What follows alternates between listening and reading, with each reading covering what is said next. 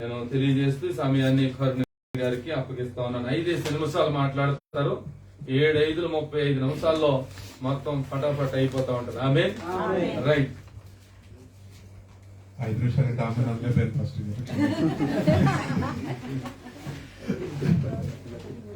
ప్రభు నామమున మీ అందరికీ వందనాలండి.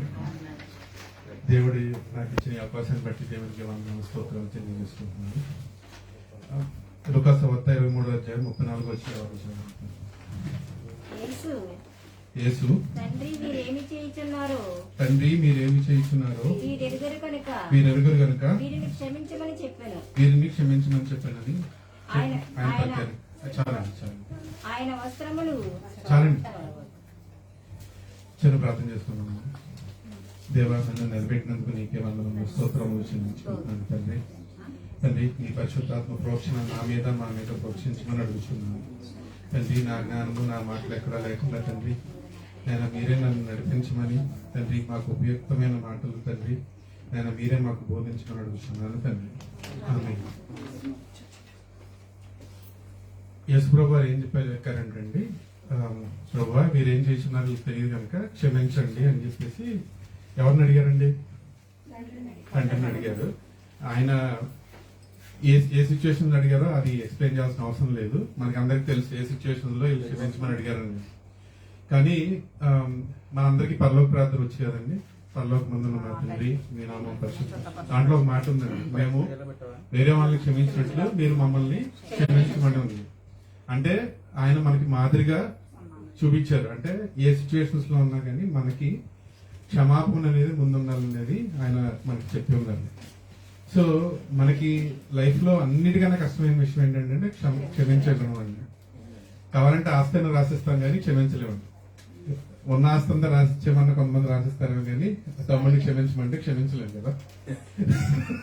కానీ చాలా కష్టం అండి అది. అంటే మనం చెప్పడానికి క్షమించు అని చెప్పడం కానీ మనకేంటంటే మనం క్షమించలేకపోవడానికి చాలా అడ్డుగా ఉంటాయండి.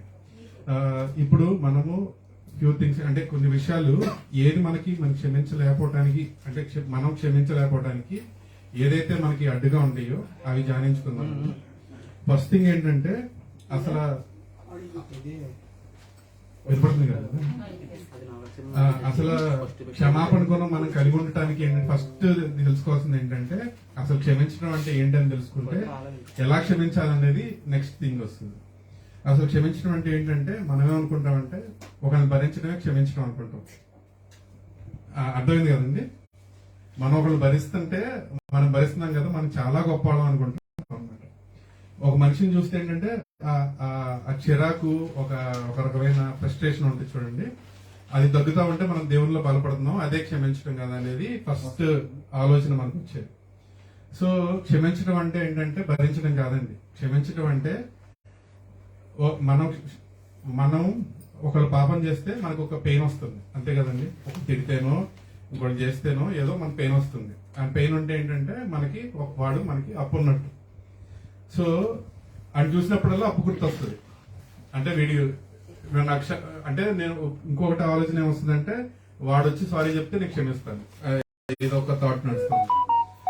సో ఆ థాట్ ఎలా డెవలప్ అవుతుందంటే సరే క్షమించమనలేదు, సరే వీడిని వస్తే అవాయిడ్ చేద్దాం. అంటే నాకు సపోజ్ ఆశీర్వాదం గారి పట్టలేదు అనుకోండి, ఆయన నేనేమనుకుంటున్నాను దేవుడిలో ఉన్నా కాబట్టి ఆయన ఏమనకూడదు, కానీ ఆయన వస్తే నేను పక్కకి వెళ్ళిపోతాను, లేదా ఆయనతో సమాధాన పడే ఆలోచన ఉండదు, క్షమించే ఆలోచన ఉండదు. అప్పుడు ఏం చేయాలంటే మనం అర్థం చేసుకోవాల్సింది ఏంటంటే మనం నిజంగా ఎవరినైనా క్షమిస్తున్నామంటే ఆ అప్పు ఏదైతే ఉందో, అప్పు మనకి ఇవ్వాల్సిన ఏదైతే ఉందో, అంటే మనం ఆయన మీద పెట్టుకున్న గ్రడ్జ్, ఆయన మీద పెట్టుకున్న చిరాకు, ఆయన మీద పెట్టుకున్న కోపం, ఆ ఫీలింగ్ ఏది ఆ మనిషి వచ్చినప్పుడు మనకి రాకూడదండి. అది ఎవరైనా సరే ఆ మనిషి మనకి పక్కనున్నా గానీ ఎదురుగా ఉన్నా గానీ ఎక్కడున్నా గానీ ఆ ఫీలింగ్ రాకపోతే దాన్ని ఏమిటంటే క్షమాపణ అంటారు. అది భరించడం నుంచి క్షమించగలగటం అనేది ఆ ప్రాసెస్ లో మనం ఎదగాల్సిన వాళ్ళమై ఉన్నాము. అది ప్రతి మనిషికి ఏంటంటే మనం క్షమించలేని వాళ్ళు కొంతమంది ఉంటారు. అదేంటంటే కొన్నిసార్లు పెద్ద పాపం చేసిన క్షమించగలుగుతాం కానీ కొన్నిసార్లు చిన్నవి కూడా మనం క్షమించలేము అనమాట. సో అది మనము సర్దుకొని ముందుకు వెళ్లాల్సిన వాళ్ళు ఉన్నాం. సర్దుకొని కాదు, తీసివేసుకుని, అంటే ఆ అప్పుల్ని తీసివేసి ముందుకు వెళ్ళాల్సిన అవసరం. ఒకసారి రోమీలకు రాసిన పత్రిక 3వ అధ్యాయం 25-26 వచ్చింది. రోమీలకు రాసిన పత్రిక పౌలు గారు పూర్వం చేయబడిన పాపములను దేవుడు తన ఓరిమి వలన ఉపేక్షించు. చాలండి. ఏం చేశాడంటే దేవుడు పూర్వం చేసిన పాపములన్నింటినీ ఓరిమి వల్ల ఉపేక్షించాడంటే ఆయన తన నీతిని కనపరచవలనని క్రీస్తు యేసు రక్తమునందలి విశ్వాసము ద్వారా ఆయనను కరుణాధారంగా బయలుపరచెను. దేవుడు ఇప్పటి కాలమందు ఏం చేస్తున్నాడు? తన నీతిని కనపరిచి నిమిత్తము తాను నీతిమంతుడును యేసునందు విశ్వాసం గలవాని నీతిమంతుని తీర్చివాడినై ఇండుటకు ఆయన అలాగే చేస్తున్నాడు. ఇక్కడ ఏం చెప్తుందండి వాక్యము? నీతిమంతునిగా తీర్చేది ఎవరండి? యేసు ప్రభువు గారు. అంటే ఇప్పుడు నీ అప్రూవల్ ఎవరో అవసరం లేదు. అంటే ఇప్పుడు పాస్టర్ గారు నువ్వు నీతిమంతుడు అంటే అది ఎక్కడ ఈ లోకంలో ఉపయోగం కానీ పరలోకంలో ఉపయోగం ఏం లేదు. అంటే నేను మంచివాడిని ప్రూవ్ చేసుకోవడం, లేకపోతే నలుగురి దగ్గర ప్రూవ్ చేసుకోవటం, లేకపోతే అందరి దగ్గర నేను మంచివాడిని అనిపించుకోవటం, లేకపోతే దొంగ క్షమాపణలు చెప్పి దొంగగా నడిచడం వల్ల ఈ ప్రపంచంలో ఉపయోగం కానీ దేవుని రాజ్యంలో ఎక్కడే ఉపయోగం లేదు. సో ఇప్పుడు మనం క్షమించే దగ్గర కూడా, ఒక నీతి మంత్రిగా తీసే దగ్గర కూడా మన ఆత్మలో అంటే మన హృదయంలో ఏముండాలంటే మన సరి చేసుకునే ఉండాలి కానీ ఎదుటని ఎంచే మార్గంలో ఉండకూడదు. ఎందుకంటే నీతి మంత్రులను తీర్చేది దేవుడు. అంటే అప్పుడు ఏం చేయాలంటే మనకి తీర్పు తీర్చే ఆలోచన ఉండకూడదు. ఎందుకంటే నీతి మంత్రులుగా తీర్చేది మనం కాదు. నీతి మంత్రులుగా తీర్చేది ఎవరైనా తీర్పు తీర్చేది ఎవరంటే దేవుడు గనక. అంటే ఆయన ఎందుకు తీర్పు తెచ్చగలరంటే ఆయన ఒక్కడే నీతి మంత్రుడు కాబట్టి. ఆయన ఒక్కడే నీతి మంత్రుడని చెప్పే అధికారం ఆయనకు ఒక్కడికే ఉంది కాబట్టి. మన ఎవరికి నీతి మంత్రులను తీర్పు తీర్చే అధికారం లేదు కనుక మన పాపములు అదే మన సంగతి ముందు చూసుకోవాలి. కాబట్టి క్షమించేది గుణం ఎప్పుడు వస్తుంది అంటే మనం గొప్పని కాదని ఫీలింగ్ లో మనం లేకుండా ఉంటే ఏంటంటే క్షమించే గుణం ముందు వస్తుంది అనమాట. ఎందుకంటే మనం అర్థం చేసుకునే గుణం ముందు వస్తుంది అనమాట. ఇప్పుడు వస్తుంది అంటే ముందు మన పాపగా ఎంచుకున్నప్పుడు. ఇప్పుడు మనమే పరిశుద్ధులుగా ఎంచుకుంటే ఏంటంటే అది క్షమించే గుణం ఏంటంటే పొందలేము. రెండోది ఏంటంటే మనము పాపం అర్థం చేసుకున్నామండి. అంటే అసలు ఎవరిని పాపం చేస్తే కదండి మనకి క్షమాపణ వెళ్ళము. అంటే తిట్టినా కొట్టినా ఏదైనా చేస్తే కదా మనకి క్షమాపణ వెళ్ళము.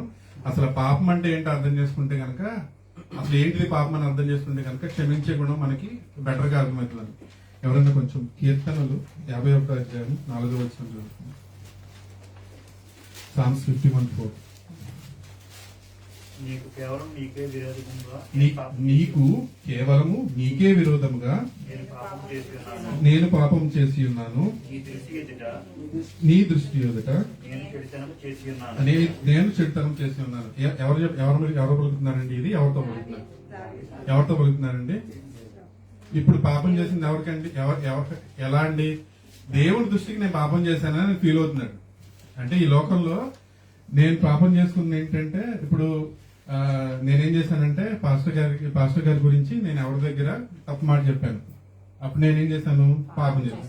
ఆ మాట ఆయనకి తెలిసింది, పాస్టర్ గారికి తెలిసింది. ఆయన నా బట్టి బాధ ఫీల్ అవుతారు. అంటే అప్పుడు నన్ను క్షమించడం ఆయనకి కష్టంగా ఉంటుంది. సో ఇప్పుడు మనం అర్థం చేసుకోవాల్సింది ఏంటంటే, పాపము మనం సృష్టించినది కాబట్టి దేవుడు పాపము అనేది మనకి లెక్క చెప్పుకోవాల్సింది ఎవరికండి? దేవుడికి. సో మనం అర్థం చేసుకోవాల్సింది ఏంటంటే, ఎదుటని క్షమించేటప్పుడు వాడు ఎలాగ పాపం చేశాడో నేను కూడా అలాగే పాపం చేశాను. సో ఇప్పుడు నన్ను క్షమించాలి దేవుడు అని నేను అనుకున్నప్పుడు వాడు కూడా దేవుడు క్షమించాలనుకుంటాడు. సో ఇప్పుడు మన ఇద్దరం ఏంటంటే ఒకే లెవెల్లో ఉన్నాం. అంటే నేను క్షమించే స్థితిలో లేను, వాడు క్షమించబడే స్థితిలో లేడు. సో మన ప్రతిశుద్ధి ఎలా ఉండాలంటే, ఇప్పుడు మనలాగే వాడు తప్పు చేస్తున్నాడు. సో క్షమించేసుకోవడం, నేను క్షమించేంత గొప్ప స్థితిలో నేను లేను కాబట్టి వాడి మీద ఉన్న పగ గాని ద్వేషం గాని, అంటే క్షమించలేని స్థితి వల్ల వచ్చే ప్రతి రియాక్షన్ ని మనం కంట్రోల్ చేసుకుంటూ ఉండాలి. అంటే మనల్ని తుడిచిపెట్టుకుంటూ ఉండాలి. ఏంటంటే మనలాంటి వాడు కాబట్టి వాడు ఇంకో రోజు తెలుసుకుంటాడు. కాకపోతే ఏంటంటే మెయిన్ థింగ్ ఏంటంటే పాపమును తప్పును ఖండించవలసిన వాళ్ళమే ఉన్నాం. కానీ గ్రడ్జ్ పెట్టుకుని దాన్ని మనసులో పెట్టుకుని దాన్ని వేరే రకంగా చూపించే వాళ్ళం కాదు. కానీ పాపమును ఖండించాలి, అక్కడ ఖండనతో వదిలేయాలి. మనిషిని ద్వేషించకూడదు. కేవలం మనిషి చేసిన పాపాన్ని ద్వేషించాలి, అంతేగాని మనిషిని ద్వేషించకూడదు. సో ఇప్పుడు మనం అర్థం చేసుకోవాల్సింది ఏంటంటే పాపం అనేది దేవుడికి మనిషి మధ్యలో ఉన్న ఆ దూరం చేసే అది ఆ ఎలిమెంట్ ఉంటది కదండి. ఆ దేవుణ్ణి మనిషిని దూరం పెట్టేది ఏంటంటే ఒకటి పాపం అన్నమాట. సో మన్నే దూరం పెడుతుంది, వాడిని దూరం పెడుతుంది కాబట్టి సో మనం పాపం అర్థం చేసుకుని మనం పక్కనడితో ఏంటంటే మనలాంటి ఆడని చెప్పేసి ఒక అవగాహన అర్థం చేసుకుని ఏంటంటే మనం పక్కనాలకు క్షమించగలం. అంటే పక్కనాల మీద ఉన్న నెగిటివ్ రియాక్షన్స్ ఏదైతే ఉన్నాయో అవి తీసేసుకుని వాళ్ళలాగా ఉండాలండి. పాస్టర్ గారు ఇంకొక 5 నిమిషాలు పాస్టర్ గారు. సో ఇప్పుడు ఇంకోటి లాస్ట్ థింగ్ అండి, ఒకే విషయం చెప్పి ముగిస్తాను. ఇప్పుడు ఫ్రస్ట్రేషన్ ఒక క్షమించలేకపోవడం ఎప్పుడు వస్తుందంటే ఒకరిని దేవుడి మాటలు ఒకరికి చెప్తే మనం అప్పుడు ఏమవుతుందంటే వాడు వినకపోతే లేకపోతే వాడు చేసిన పని అదే చేస్తా ఉంటే అదే థింగ్ మళ్ళీ రిపీట్ చేస్తా ఉంటే ఏంటంటే అప్పుడు ఏమవుతుందంటే ఫ్రస్ట్రేషన్ వచ్చేసి క్షమించలేని స్థితికి వెళ్ళిపోతాం అనమాట. అంతే కదండి. ముఖ్యంగా ఇది తల్లిదండ్రుల విషయంలో వస్తుంది అనమాట. ఇదేంటంటే over a period of time ఏంటంటే 5 years 10 years చెప్పి ఏమవుతుందంటే ఆ ఫ్రస్ట్రేషన్ ఏమంటే క్షమించలేని స్థితికి వచ్చేస్తుంది. వీడికి చెప్పిన అనవసరం, వీడింతే మారడు అనే స్థితికి నేను చాలా కుటుంబాల్లో చూశానండి. సో ఇక్కడ మనం చూసేది ఏంటంటే మనం చూడాల్సింది ఏంటంటే దేవుని మార్గంలోకి నడిపించేది మనమా దేవుడా? సో ఒక క్లారిటీ ఉండాలండి మనకి. ఇప్పుడు మనం ఒకరిని దేవుడి మార్గంలో నడిపించాలనుకోండి, మీకు గుర్తుంటే పాస్టర్ గారు 3-4 వారాల క్రితం చెప్పారు. మన బాధ్యత ఏంటండి? చెప్పటం. నడిపించడం ఎవరి బాధ్యత అండి? దేవుడి బాధ్యత. సో దేవుడి బాధ్యత ఏంటంటే మనం తీసేసుకుంటాం ఒక్కోసారి. దాంట్లో నుంచి ఏమొస్తుందంటే ఫ్రస్ట్రేషన్ వస్తుంది. దాని నుంచి ఏమొస్తుందంటే ఒక క్షమించలేని తత్వం వస్తుంది అనమాట. సో యోహాను సువార్త 16వ అధ్యాయం 8వ వచనం జరుగుతుంది.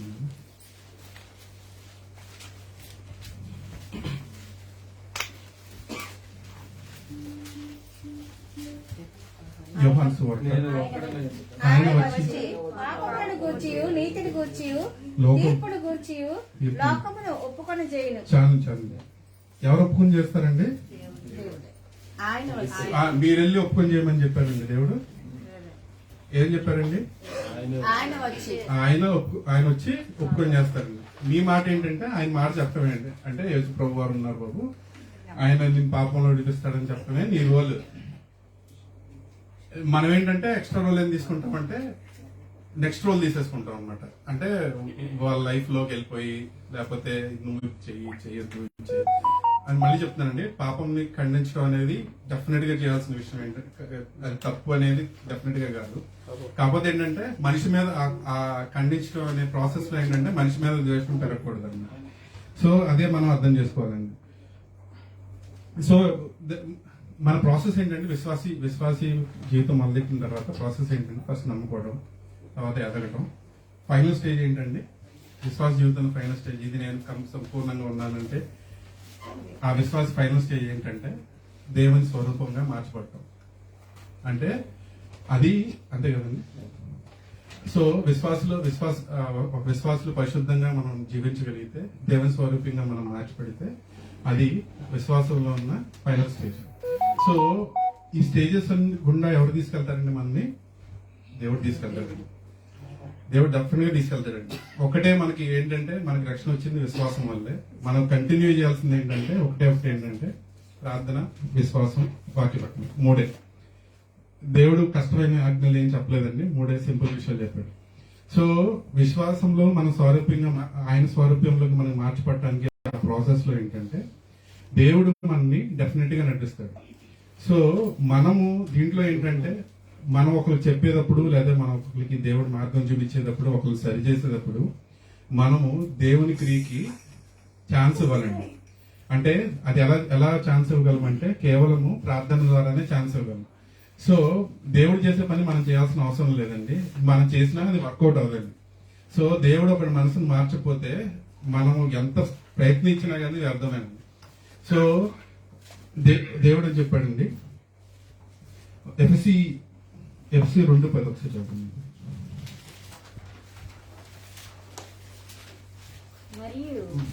మరియు వాటివన్నీ నడుచుకున్న వల్లని దేవుడు ముందుగా సిద్ధపరిచిన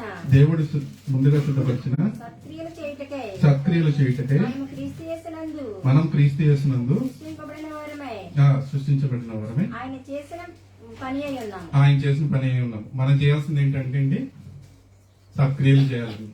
మనం చేయాల్సింది ఏంటంటే అండి మంచి పనులు చేస్తా ఏంటంటే మాదిరిగా ఉండాలంటే. సో ఇప్పుడు మనం చేయాల్సింది ఏంటంటే వాడిని మార్చే పని ఎలా చేస్తామంటే మనం మన పనులు బట్టి మారుతాడు కానీ మనం చెప్పే మాటలు బట్టి మారడండి. అయ్యా నువ్వు సిగరెట్ కాల్చొద్దని నా కొడుకు చెప్పి నేను సిగరెట్ కాల్చాను అనుకోండి, మంచి మాటే అండి, అది డెఫినెట్ గా మంచి మాటే. నన్ను చూసాడు నేర్చుకుంటాడు, నేను సిగరెట్ కాల్చాను కాబట్టి వాడు సిగరెట్ కాల్చాలని నేర్చుకుంటాడు. నేను చెప్పింది గుర్తుండదు కదండి, నేను చేయాల్సిన మాటే గుర్తుంటుంది. సో మనం చేయాల్సింది ఏంటంటే మనం సత్క్రియలు చేసుకుంటే ఏంటంటే మనం మాదిరిగా ఉంటే ఏంటంటే వాడు సరిచేయబడతాడు, మనం క్షమించాల్సిన అవసరం ఉండదు, మనం ఫ్రస్ట్రేట్ అవ్వాల్సిన అవసరం ఉండదు. సో మన క్రియలు ఎలా ఉండాలంటే మంచి క్రియలుగా ఉంటే కనుక సో ఆ జీవితంలో వచ్చే ఇదేంటి పడనితనం లేకపోతే ఆ జీవితంలో వచ్చే కొట్లాట్లు తిట్లు ఇవన్నీ ఏంటంటే తగ్గుతా వస్తాయండి. సో ముందు ఏంటంటే మనం ఎవడన్నా పాపం చేస్తే ఏంటంటే మన ఫీలింగ్ ఏంటంటే మనం పవిత్రను ఎదుటాడు చెడ్డాడు అనే ఫీలింగ్ లో ఉంటాం. సో మన క్రియల ముందు మనం సరి చేసుకుంటే ఏంటంటే ఆ తిట్లు కానీ లేకపోతే ఒకరితో పడని తత్వం నుంచి ఏంటంటే మనం బయటకు వచ్చే వారంగా ఉంటాము. ఒకవేళ క్షమాపణ చేసుకోలేకపోతే ఏమవుతుందని చెప్పేసి బైబిల్ చెప్తుందండి. యాకోబు రాసిన పత్రిక 4:17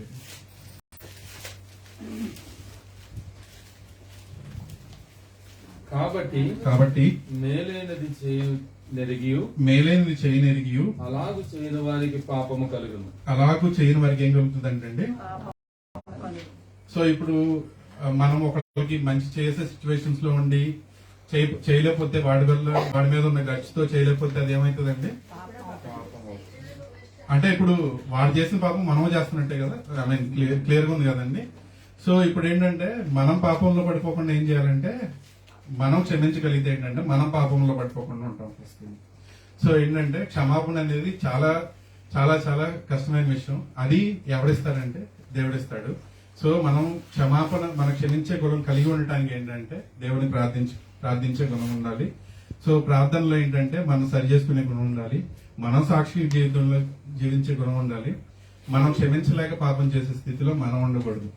దేవుడు చిన్న వాక్యం దీవించును గాక. ఆమేన్. చిన్న వాక్యం కాదు, చాలా పెద్ద వాక్యమే. దేవుడు తన వాక్యం ఇచ్చి బలపరిచారు కనుక చాలా సంతోషం అండి. చక్కటి మాటలు దేవుని కృపలో మాట్లాడారు. ఏది ఏమైనప్పటికీ క్షమించడం అనేటువంటిది మానవుడికి జరగనటువంటిది. అది ఒక్కసారి మనసులో పెట్టుకున్నామంటే కోడు వచ్చినా ఉంటది, గౌడు వచ్చినా ఉంటది. అది ఎవరిని కోడిని అన్నట్ట బలిసిపోతుంది ఇది అంటారు. అంటే ఎవరో పక్కింటి అన్నది ఆ కోడి ఎవరిదో ఆవిడని అంటున్నారు తప్ప ఇది ఎక్కడ ఏడుతుంది, ఇది ఇంకెక్కడ లేదా అని అంటా ఉంటాం. అంటే కోపం ఎవరి మీద ఉంది? కోడి మీద, మనిషి మీద. ఎప్పుడు మనిషి మీద ఉండకూడదని చెప్పారు ఇప్పుడు వాక్యం ద్వారా. మనిషిలో ఉన్నటువంటి దుష్టత్వం మీద కోపం ఉండాలి మనకి. ఆ దుష్టుడు కలిగించే ఆలోచనల మీద ఉండాలి తప్ప మనకి ఏమాత్రము కూడా మనుషులు వారి మీద మనకి కోపం అనేటువంటిది ఉండకూడదు, క్షమించడం అనేటువంటిది ఉండాలి. ఆమేన్.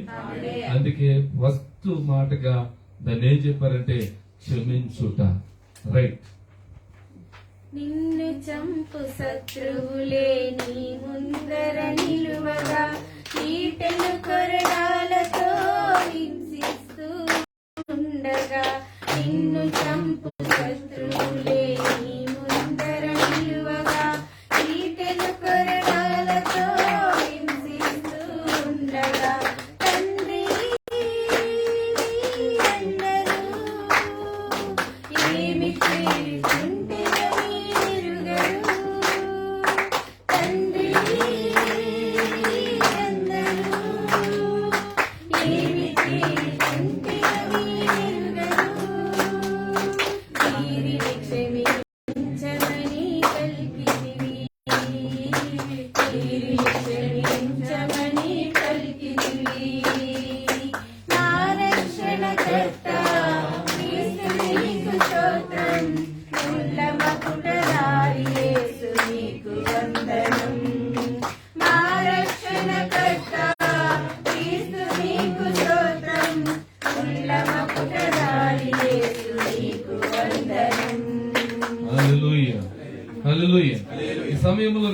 మాటగా వాక్య పఠనము చేయవలసిందిగా కె రామకృష్ణ గారిని నేను ముందుకు ఆహ్వానిస్తున్నానండి. వారి యొక్క ప్లేస్ లోకి వచ్చి చదవాలని నేను మనవి చేస్తా ఉన్నాను. దయచేసి మీరు రావడానికి కొంచెం మార్గాన్ని ఇవ్వండి. చాలా ఇరుగ్గా ఉన్నది కనుక మరి బిడ్డలందరూ చక్కగా కూర్చొని నిలబడి రైట్ సిద్ధపడండి. వాక్య భాగాన్ని చదువుతూ ఉన్నారు. చెప్పండి. లూకాసు వార్త 23వ అధ్యాయం 43వ వచనం. అందుకు ఆయన వానితో, నేడు నీవు నాతో కూడా పరదేశులో ఉందువని నిశ్చయముగా నీతో చెప్పుచున్నాను నేను. ఆమేన్. దేవుడు ఈ పరిశుద్ధ వాక్యము మన వినికిడిలో దీవించునుగాక. ఆమేన్. ఈ మాట మాట్లాడడానికి సిద్ధపడుతున్నటువంటి వారు ఆశీర్వాదం గారు కనుక మొదటిగా ప్రార్థన చేయవలసిందిగా ఈ పల్లవ్ గారిని నేను ముందుకు ఆహ్వానిస్తా ఉన్నాను. పల్లవ్ గారిని ముందుకు ఆహ్వానిస్తున్నాను. నా మైక్ ఇస్తాను. ఎక్కడ ఉంది? అక్కడ లైవ్ వెళ్ళిపోతుంది. మీ మాట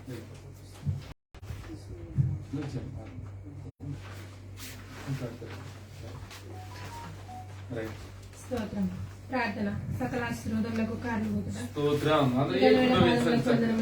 స్తోత్రాలు నాయన. ఉచితమైన కృపను బట్టి సజీవులకు ఉంచి ప్రభా ఈ యొక్క శుక్రవారం నాన్న ప్రభా మేమందరము ఇలాగ కూడుకొని నేను స్తుతించి ఆరాధించడానికి మాకు ఇచ్చిన ఈ కృపకే వందనాలు స్తోత్రాలు చెల్లిస్తున్నాం ప్రభా. తండ్రి నాయన నీవు మా కొరకు కలవరిలో ప్రాణం పెట్టి తిరిగి లేచి ఉన్నావని మేము నమ్ముచు ప్రభా నా తండ్రి నిన్ను స్తుతించుచుండగా ప్రభా నా తండ్రి మా నైనా స్తుతుల మధ్యన ఆసనుడు అయిన దేవానికి వందనాలు స్తోత్రాలు ప్రభా. నా తండ్రి మొదటి మాటగా నాయన వీరేమి చేయించున్నారు వీరెరుగురు గనుక వీరిని క్షమించమని ప్రభా. మరి నాయన నా తండ్రి నీ యొక్క బిడ్డ ద్వారా మాట్లాడిన విధానం బట్టి నీకు వందనాలు.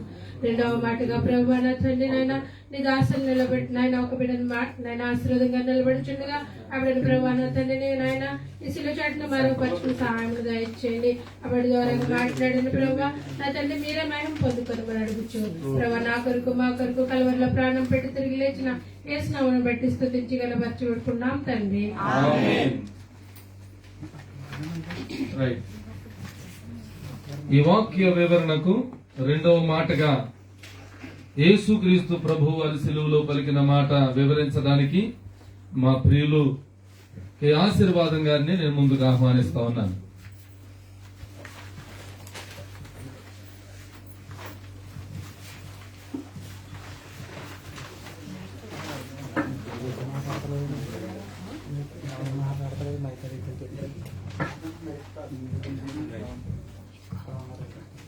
దేవుని నామమున మహిమ కలుగును గాక. కుడి వచ్చిన బిడ్డలందరికీ నా వందనాలు. అలాగే ఫస్ట్ అయితే వందనాలు. ఇమానుయేల్ ప్రేయర్ చర్చ్ లైవ్ లో చూస్తున్న బిడ్డలందరికీ నా వందనాలు. దేవుడు సిలువలో పలికిన 7 మాటల రెండో మాట మనం తెలుసుకుందాం. ఇప్పుడు ఈ లూకా సువార్త 23:43 నేడు నీవు నాతో కూడా పరదేశిలో ఉంది అని చెప్పుచున్నాను. నేడు నీవు నాతో కూడా పరదేశిలో ఉంది అని నేను నిశ్చయంగా చెప్పుచున్నాను. ప్రార్థన చేసుకున్నామండి. మహాపరిశుద్ధులైన మా తండ్రి, ఘనమైన దేవ, నీకు వందనాలు, స్తోత్రం తండ్రి.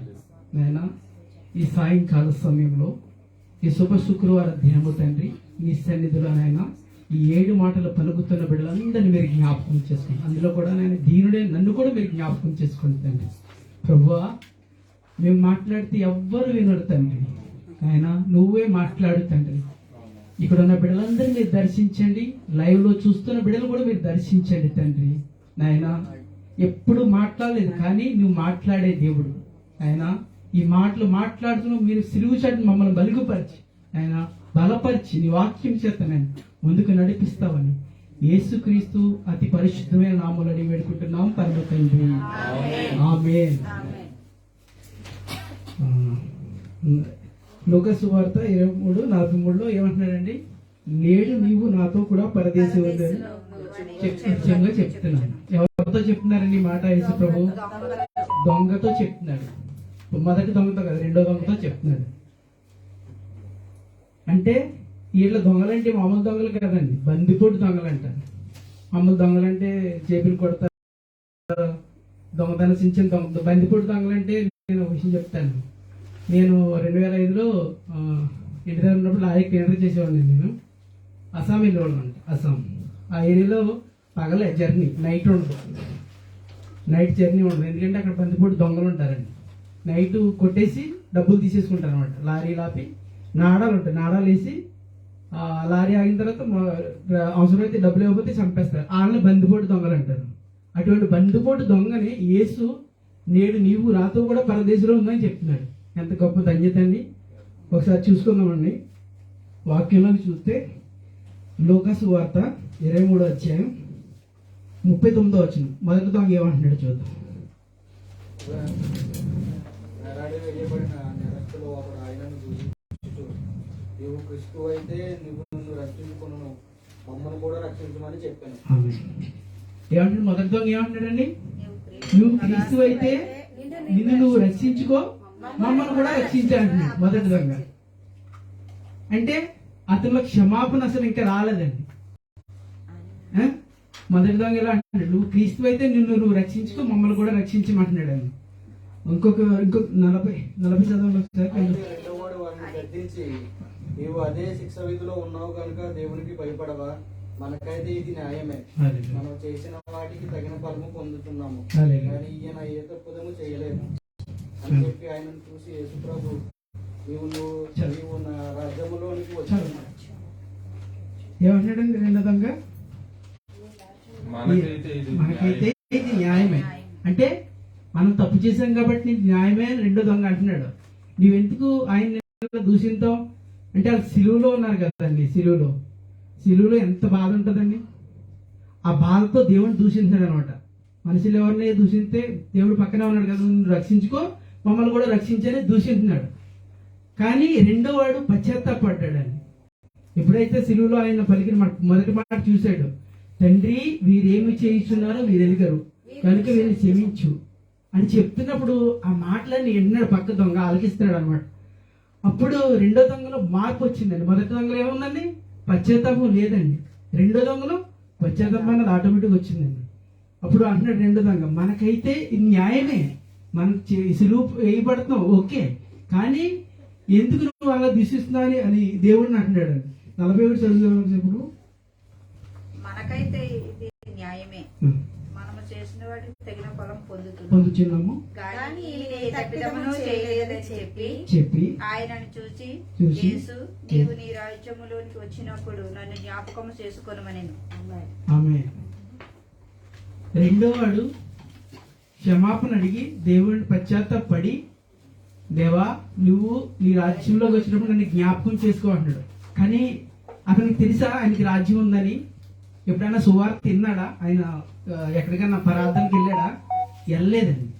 ఎక్కడ? సిలువలోనే. ఇప్పుడు మార్నింగ్ 9 గంటల నుంచి 3 గంటల వరకు ఆ సిలువలోనే ఆ యేసుక్రీస్తు క్రియలని చూసి తనలో మార్పు వచ్చింది. కానీ మనం రోజు చర్చిలకి వెళ్తాం, ప్రార్థనకి వెళ్తాం, ఆన్లైన్ ప్రేయర్కి వెళ్తాం, చర్చిలో క్రమాలు జరిపిస్తాం, అన్నీ చేస్తాం, కానీ మనలో మార్పు ఉండదండి. ఒకరిని క్షమించే గుణం అస్సలు ఉండదండి. అదేందా అదంతే, ఆడంతే, అంతే అలా ఉంటా అన్నట్టు. కానీ ఇక్కడ రెండో దొంగలో మార్పు వచ్చిందండి. అట్టి విధమైన మార్పు ప్రతి ఒక్కరిలో రావాలండి. ఎందుకంటే నేను అసలు ఈ సమయంలో నేను ఇక్కడ ఉండకూడదండి. ఎప్పుడే మనం చెప్పారు, వాకింగ్ చెప్పారని ఓకే అన్నాను. కానీ మా డాక్టర్ గారు ఏమన్నారంటే, శుక్రవారం నీకు డ్యూటీ ఉంది, నువ్వు ఎక్కడికి వెళ్ళడానికి కుదరదు అన్నాడు. అప్పటి నుంచి నేను ప్రార్థన చేసుకున్నాను, దేవుడా నీ సన్నిధిలో నేను వాక్యం చెప్పాలి, నువ్వు నన్ను నడిపించి ప్రభు అని అప్పటి నుంచి ప్రార్థన చేసుకున్నాను. ఎప్పుడైతే మనం నమ్మామండి, నమ్మితే మన దేవుడు కార్యాలు చేయగలడు. ఎప్పుడైతే రెండో దొంగ నమ్మి అతన్ని క్షమాభిక్ష అడిగాడో, నేడు నీవు నాతో కూడా పరదేశంలో ఉందని వాక్యం చెప్తుంది. అంటే దేవుడు తనని పరదేశంలో ఉందని ఎంత సులువు కదండి, చాలా కష్టం. కానీ దేవుడు పలికిన మాట ఎంత దయ మాట అంటే, ఆయన సిలువలో ఉన్నాడండి. 2 చేతులు 2 కాళ్ళకి మేకులు, ముళ్ళ కిరీటము, ఎంతో బాధ, అంత వేదనతో యేసు వైపు చూసి, ప్రభువా నువ్వు నన్ను జ్ఞాపకం చేసుకుంటావు అంటే, యేసు వైపు చూసి ఆ సమయంలో ఎవరితో చూస్తామండి? ఎవరు చూడలేము, మన బాధ తట్టుకోలేము. కనీసం మనకి పిన్ని చెట్టు ఇలా గుచ్చితేనే ఎంతో బాధపడతాం. వాళ్ళ మేకులు, చేతులకి మేకులు, ఎంత దెబ్బలంటే రక్తానికి కారిపోయి అది ఆ ఎండకి విడిచిపెట్టిపోయి ఎంత బాధ వస్తుందంటే, అది జ్ఞాపకం చేసుకుంటేనే మనకి అసలు ఊహించలేను అనమాట అండి. అటువంటి స్థితిలో దేవుడు ఏమంటున్నాడు? యేసుక్రీస్తు ప్రభు, నేడు నీవు నాతో కూడా పరదేశిలో ఉండు అంటున్నాడు. అలాగే శిలువలో 2వ దొంగకు వచ్చిన క్షమాపణ మనందరిలోని కూడా రావాలండి. దేవుని సన్నిధికి వెళ్తున్నాం, కానీ మనలో మారు మనసు లేదండి. మారు మనసు అస్సలే లేదండి. అసలు ఒకరు క్షమించగలం అస్సలే లేదు. మారు మనసు కావాలండి. ఎప్పుడైతే మారు మనసు ఉంటుందో అప్పుడు నమ్మి బాప్తిసం పొందుతామండి. మారు మనసు కావాలి, ప్రతి ఒక్కరిలోని మారు మనసు కావాలని ఈ చిన్న మాటలు దేవుడు దీవించింది కాక.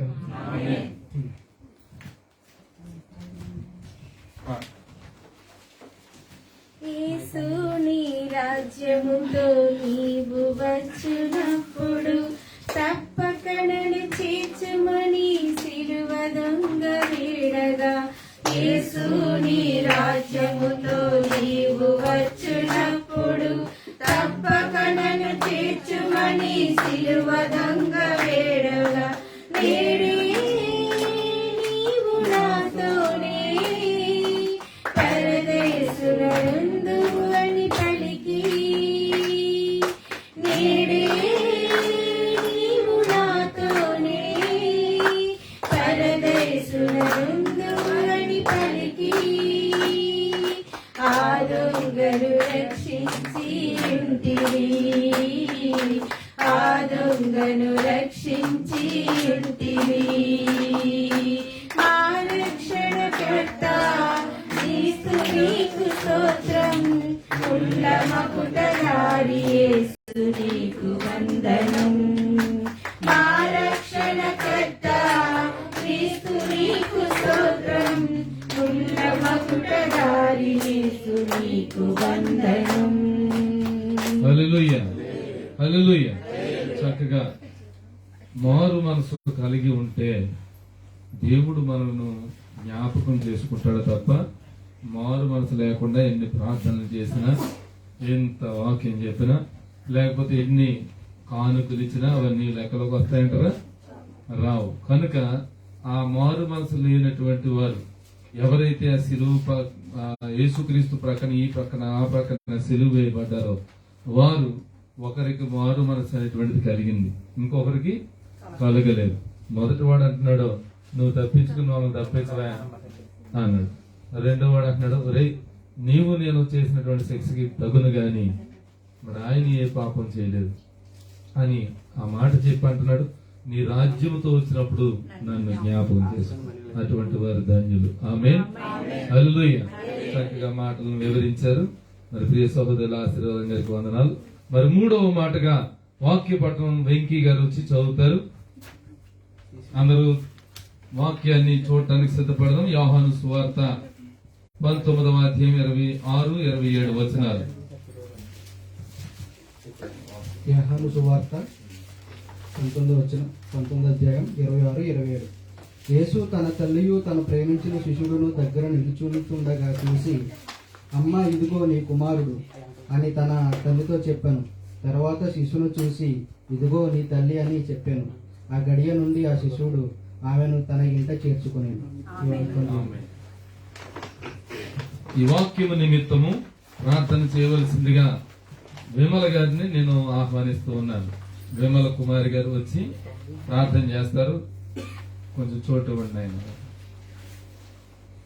రెండవ అందరూ ఏకీభవించండి, ప్రార్థనలో ఏకీభవించండి.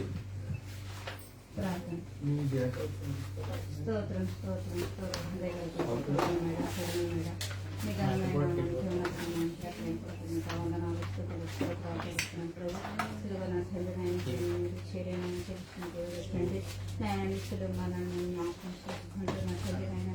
స్థుతిస్తున్నాం, ఆరాధిస్తున్నాం ప్రభు. మీరు దానికి స్తోత్రం చెల్లిస్తున్నాం తండ్రి.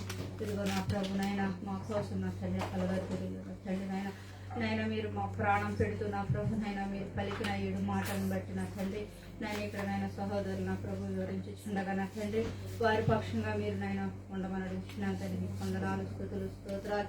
ఇదిగో నా ప్రభు నైనా 2 మాటలు పలికిన మీరు పలికిన 2 మాటలు వివరించిన సహోదరుని బట్టి మీకు వందనాలు స్తుతులు స్తోత్రాలు చెల్లిస్తున్నాం.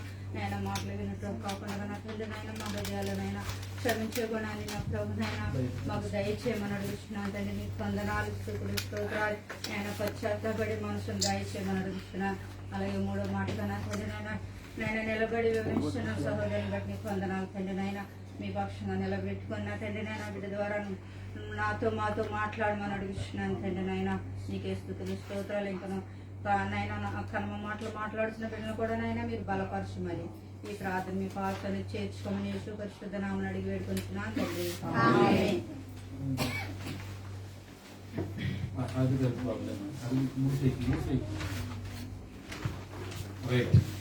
ఈ సమయంలో యేసుక్రీస్తు పలికినటువంటి 3వ మాటగా మనం వాక్యాన్ని చదువుకున్నాం. వాక్య నిమిత్తం ప్రార్థన చేశారు ప్రియులు. గణేష్ గారిని నేను ముందుకు ఆహ్వానిస్తున్నాను, వాక్యాన్ని వివరిస్తారు.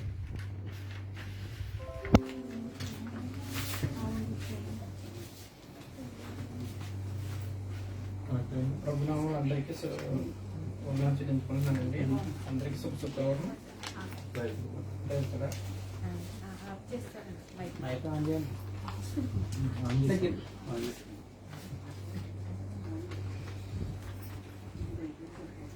ప్రార్థన చేసుకుంటాం. మహోన్నతగా దేవా మీకు చెల్లించుకుంటున్నాం తండ్రి. దేవాదుల తండ్రి మీరు పలికిన మాటల్లో 2 మాటలు మాతో మాట్లాడాలి తండ్రి దేవా. 3వ మాటకి నన్ను నిలబెట్టవు తండ్రి. ఎందుకు తండ్రి గొప్ప పనికిరాను తండ్రి ఇక్కడ నిలబెట్టి నీవు నాతో మాట్లాడుతున్న విధానానికి మీకు స్తుతులు తెచ్చుకున్నాను తండ్రి. నేనైతే తండ్రి గొప్ప దేవ మాట్లాడే మాటలు కానీ నాకైతే తెలియదు కానీ తండ్రి దేవా మీరు ఏమైతే బయలుపరిచారో తండ్రి, మీరు ఏమైతే మాట్లాడాలనుకుంటున్నారో తండ్రి అవి తండ్రి గొప్ప దేవ నా ద్వారా మాట్లాడమని గొప్ప చూపించి నడుచున్నాను తండ్రి. దేవాదిగో తండ్రి మమ్మల్ని అందరూ దీవించి ఆశ్రయించండి తండ్రి. నేను మాట్లాడుతుండగా మీరే మీ హస్తం మాపై కుమ్మరించండి. మాట్లాడమని మా ప్రియ రక్షకుడు యేసుక్రీస్తుని తండ్రి.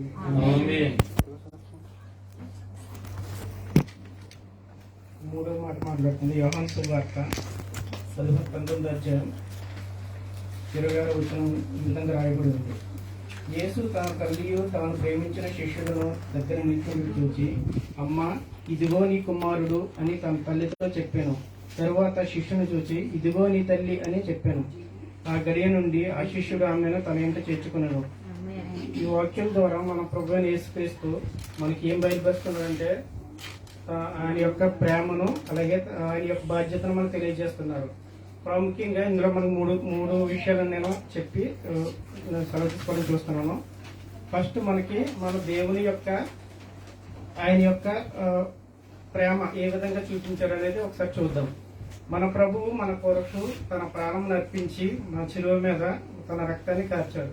అయితే మరి తల్లి అయిన మరియా ఆ తల్లి ఏం చేస్తారంటే మన ప్రభు యేసుక్రీస్తు వారిని చిన్నప్పటి నుంచి జన్మించిన కాడి నుంచి ఒక స్థితిలో తీసుకొచ్చిన విధానంలో ఫస్ట్ ఆమె ప్రేమ కనిపిస్తుంది. ప్రాముఖ్యంగా మనం మన తల్లిదండ్రులు ఎలా ఉంటామంటే ఒక తల్లి ఏదైనా ఒక కుమారుడికి ఒక దెబ్బ తగిలినా గానీ లేకపోతే ఏదైనా విషయం జరిగినా గానీ చాలా వేదన పడుతుంది. అటువంటి మరియ తల్లి మనకి ఏం చేస్తుంది, మన ప్రభువైన యేసుక్రీస్తుకి ఈ యొక్క సిలువలో తన ప్రాణం తీసుకున్నారని తెలిసి చాలా వేదన పడింది. ఈ వేదనకు సంబంధించి ముందే మనకి మన దేవుడు బయలుపరచాడు. ఎలాగంటే ఒక లేఖనం ఉంది, చూడండి ఒకసారి.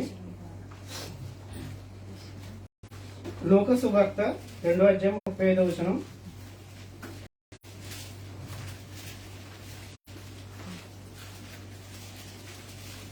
మరియు నీ హృదయంలోనికి ఒక ఖడ్గము దూసుకొని పోవునని ఆయన తల్లి అయిన మరియతో చెప్పాను.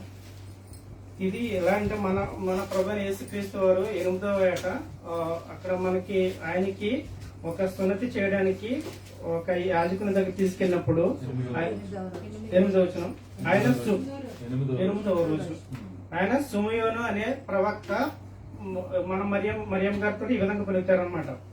ఎందుకంటే ఆమెకు ముందే మన దేవుడు బయలుపరచాడు, నీ హృదయంలో ఖడ్గము దూసుకుని పోవును అనగా అతను మన ప్రభు యేసుక్రీస్తు శిలువ యాగం మీద ఉన్నప్పుడు ఆమె మనసులో ఏముంటది, వేదన కలిగి ఉంటది, అంటే చాలా బాధ కలిగి ఉంటది అనమాట.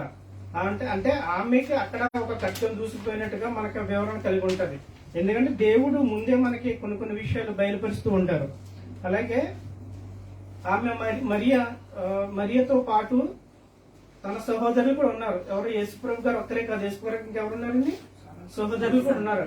అది మనము మత్తయి సువార్త 13:55 యేసు సహోదరులు ఎవరన్నా మనకు తెలుస్తుంది. ఇతడు వడ్లవాడి కుమారుడు కాడా? ఇతని తల్లి పేరు మరియ కాదా? యాకోబు, యేసేపు, సీమోను, యోదాయులు వారు ఇతని సోదరులు కారా?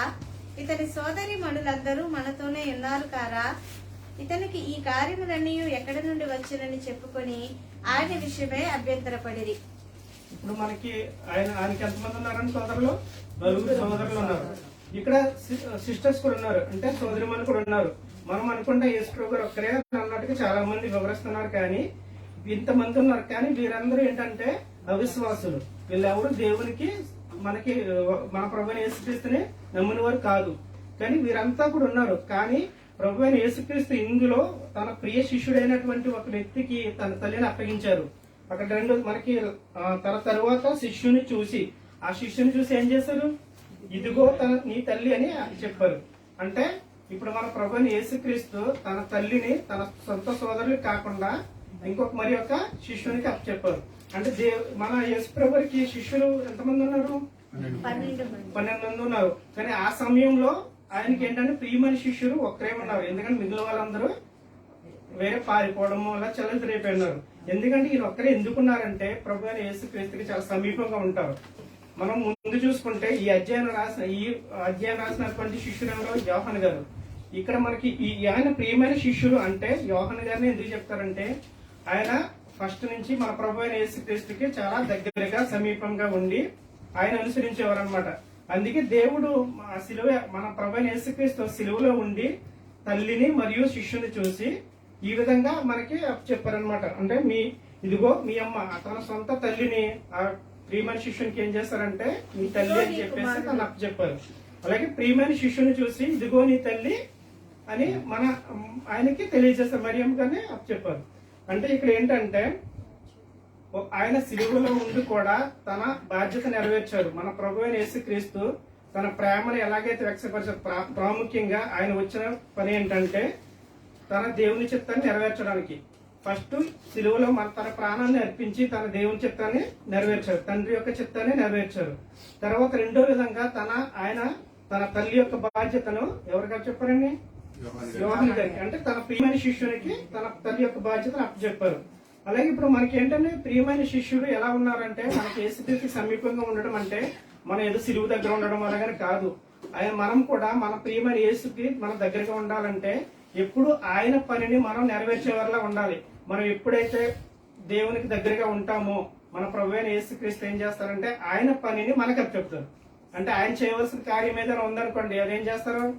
ఇతను నా ప్రియమైన శిష్యుడు, లేకపోతే ఇతను నన్ను నమ్మకంగా ఉన్నటువంటి వ్యక్తి కాబట్టి ఈయన నా పనిని నా శిష్యునికి అప్పచెప్తారని చెప్పేసి మనకు అప్పచెప్తారు. సో మనం ఏం చేయాలంటే మన ప్రభువైన యేసుక్రీస్తు నమ్ముకున్నప్పుడు క్రైస్తవులే ఉన్నప్పుడు మన యొక్క సంఘంలో గాని లేదా మన ఆరాధనలో గాని మనం ఏం చేయాలంటే మన ప్రభువుకి సమీపంగా ఉండాలి. అలాగే ఇప్పుడు మనకి ఏంటంటే ప్రాముఖ్యంగా తల్లిని చూసుకుంటే కనుక మన తల్లిదండ్రుల విషయంలో చూసుకుంటే మన లోకానుసారంగా ఎలా ఉంటాము? ఇప్పుడు ఉన్నటువంటి సిచ్యువేషన్ ఏంటంటే తల్లిదండ్రులను బ్రతకుండగా సరిగ్గా చూసుకోం, కానీ చనిపోయిన తర్వాత ఏం చేస్తామండి? చాలా ఘనంగా చేస్తారు. మేము చాలా మందిని చూసాము. ఇప్పుడు మనం ఏం చేస్తారంటే చనిపోయిన తర్వాత వాళ్ళకి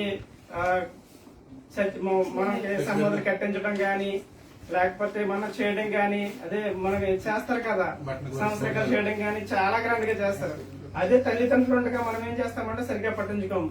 ఇప్పుడు ఒక 4 కొడుకులు గాని 2 కొడుకులు గాని ఉన్నారనుకోండి, ఇప్పుడు ఉన్న పరిస్థితులు ఏం చేస్తున్నారు? తల్లిదండ్రులని ఏం చేస్తాను? వదిలేసుకుంటారు. నువ్వు నిలబెట్టి నేను నిలబెడతాను, లేదంటే కూతురు అంటే కూతురిని పంపించేసుకోవడం కానీ అలా చేస్తుంటారు.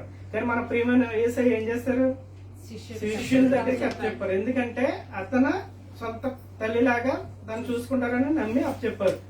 సో అలాగే మనం ఏంటంటే ఇప్పుడు తల్లిదండ్రులు అనేది సన్మానించాలని దేవుడే ముందమని చెప్పారు. వాక్యంలో కూడా చూడండి ఒకసారి. నిర్భాకాండం 20:12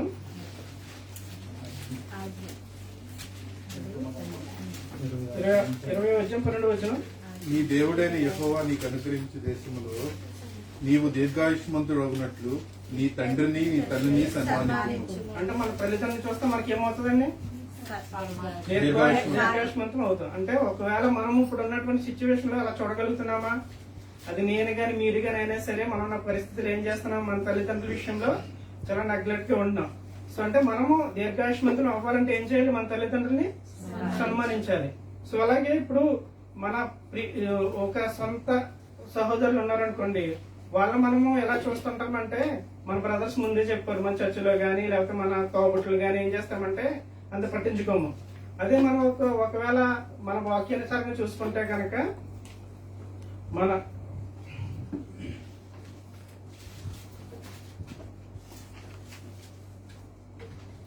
యేసోబుని చూసుకున్నాం అనుకోండి, యేసోబుకి ఏం జరిగింది? ఆయనకున్న అన్నదమ్ములందరూ ఏం చేస్తారండి? దీనివల్ల మన ప్రభు అయిన యేసుక్రీస్తు ఆయనకు ఒక కళ ఇచ్చారు. అంటే ఆయన ఏం చేస్తారంటే, మీరందరూ కలిపి నాకు సాష్టాంగంగా నమస్కారం చేస్తారని చెప్పేసి ఆయన ఒక దర్శనం ఇచ్చారు. ఆ దర్శనాన్ని సొంత అన్నదమ్ములకి చెప్తే ఏం చేస్తారు? వాళ్ళంతా మేమందరం నీకు చెయ్యాలని చెప్పి అసూయపడి ఏం చేస్తారు? ఆయన్ని దెబ్బలతో బంధించి అలాగే గోతులో పడేసి తర్వాత ఐగుప్తుడికి అమ్మివేశారు. తర్వాత ఆయన ఏమైంది? ప్రభువైన యేసుక్రీస్తు ఆయన ఉన్నతమైన స్థితికి తీసుకెళ్లి ఒక దేశానికి ప్రధానిగా చేశారు. ప్రధానం చేసిన తర్వాత ఏమైంది? అన్నదమ్ములు ఉన్నటువంటి ఆ దేశానికి కరువు ఏర్పడింది. కరువు ఏర్పడిన తర్వాత ఇప్పుడు వాళ్ళు ఏం చేస్తారు? తండ్రి ఏమన్నాడు? కరువు ఉంది కాబట్టి నా దగ్గర ఎందుకు చూస్తారు? మీరు వెళ్ళి వాళ్ళ ఐగుప్తు దేశంలో ఆహారం దొరుకుతుంది, వెళ్ళి చూడండి అన్నారు. ఇప్పుడు మనం ఇప్పుడు ఉన్నటువంటి రీతిగా మన సహోదరులు మనం హింసించినప్పుడు యేసోబు హింసించారా వాళ్ళ అన్నదమ్ముల్ని? దగ్గర చేర్చుకుని ఫస్ట్ ఏం చేస్తారు? అతను రక్షించారు. ఇది కూడా మనకి ఏంటంటే వాక్యంలో మన ప్రభు అయిన యేసుక్రీస్తు ముందుగానే బయలుపరిచాడు. తిమోతి 5:8 చూడండి. 1 తిమోతి 5:8.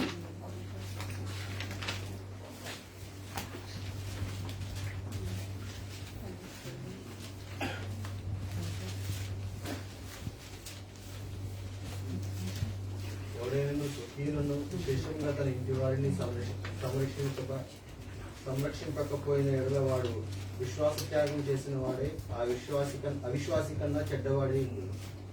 ఇప్పుడు ఏమైందండి? ఇప్పుడు ఎవరైనా స్వకీయులు అనగా సొంత వారిని అలాగే కుటుంబంలో బంధుమిత్రులు వాళ్ళందరినీ సరిగ్గా చూసుకోలేని పక్షం వాళ్ళు ఏమవుతారంట?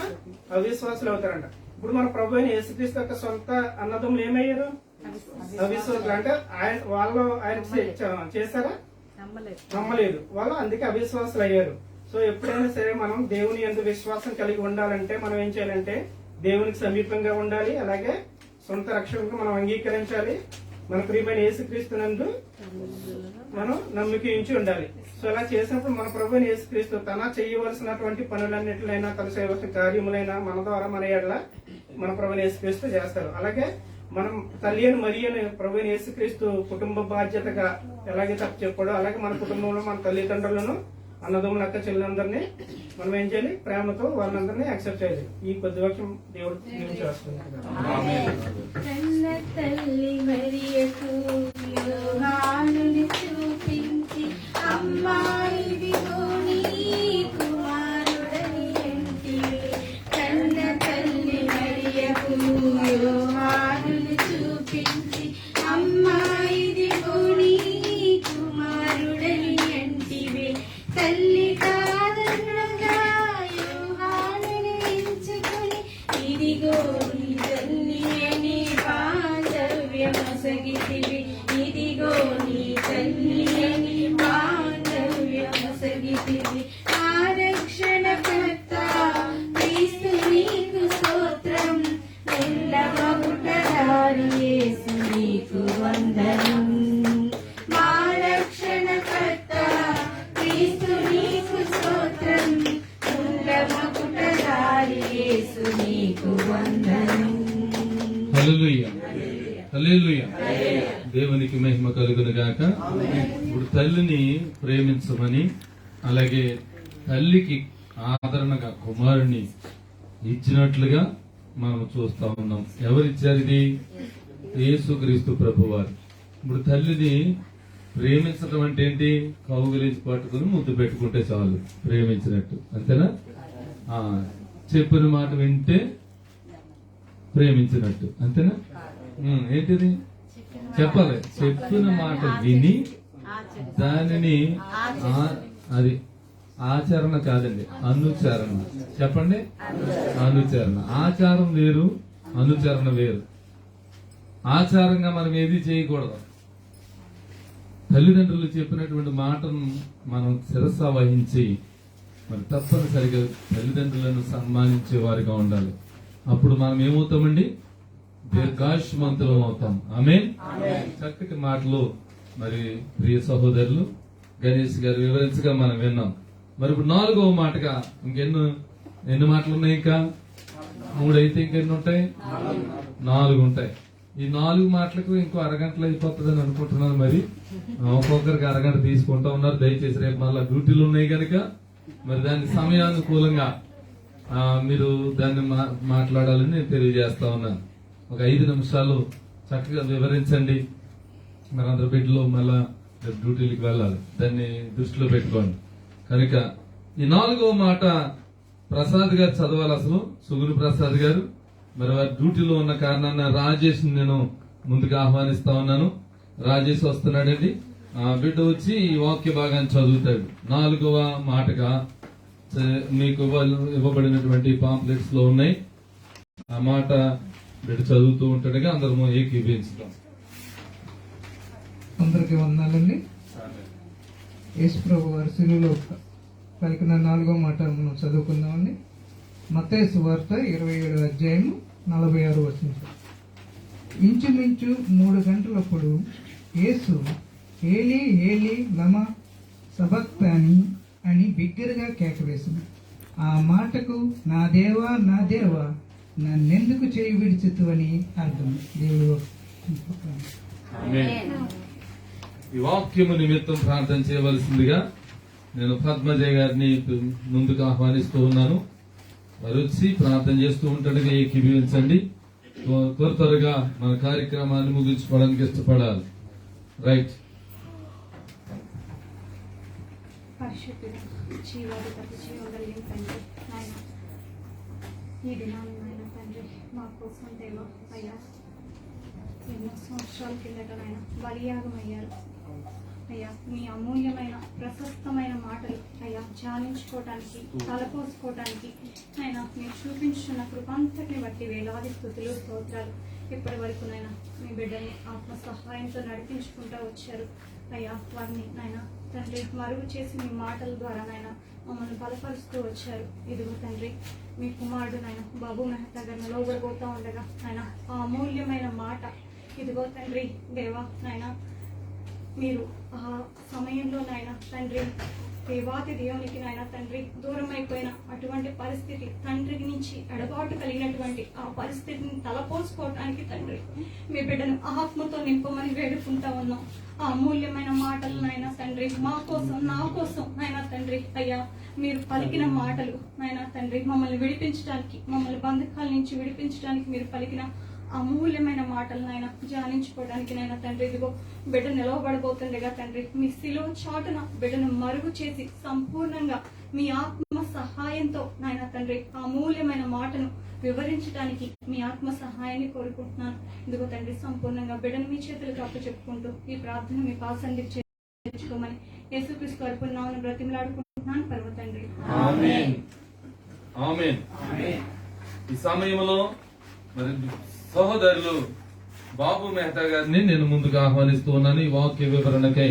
మరి వారు నిలబడుతూ ఉంటుండగా చక్కటి ఆధ్యాత్మికమైనటువంటి మాటలు తెలియజేయడానికి మరి దేవుడు సహాయం చేయాలని ప్రతి ఒక్కరూ ఈ మాటలను వినడానికి సిద్ధపడాలని తెలియజేస్తూ సమయాన్ని అప్పగిస్తున్నాను.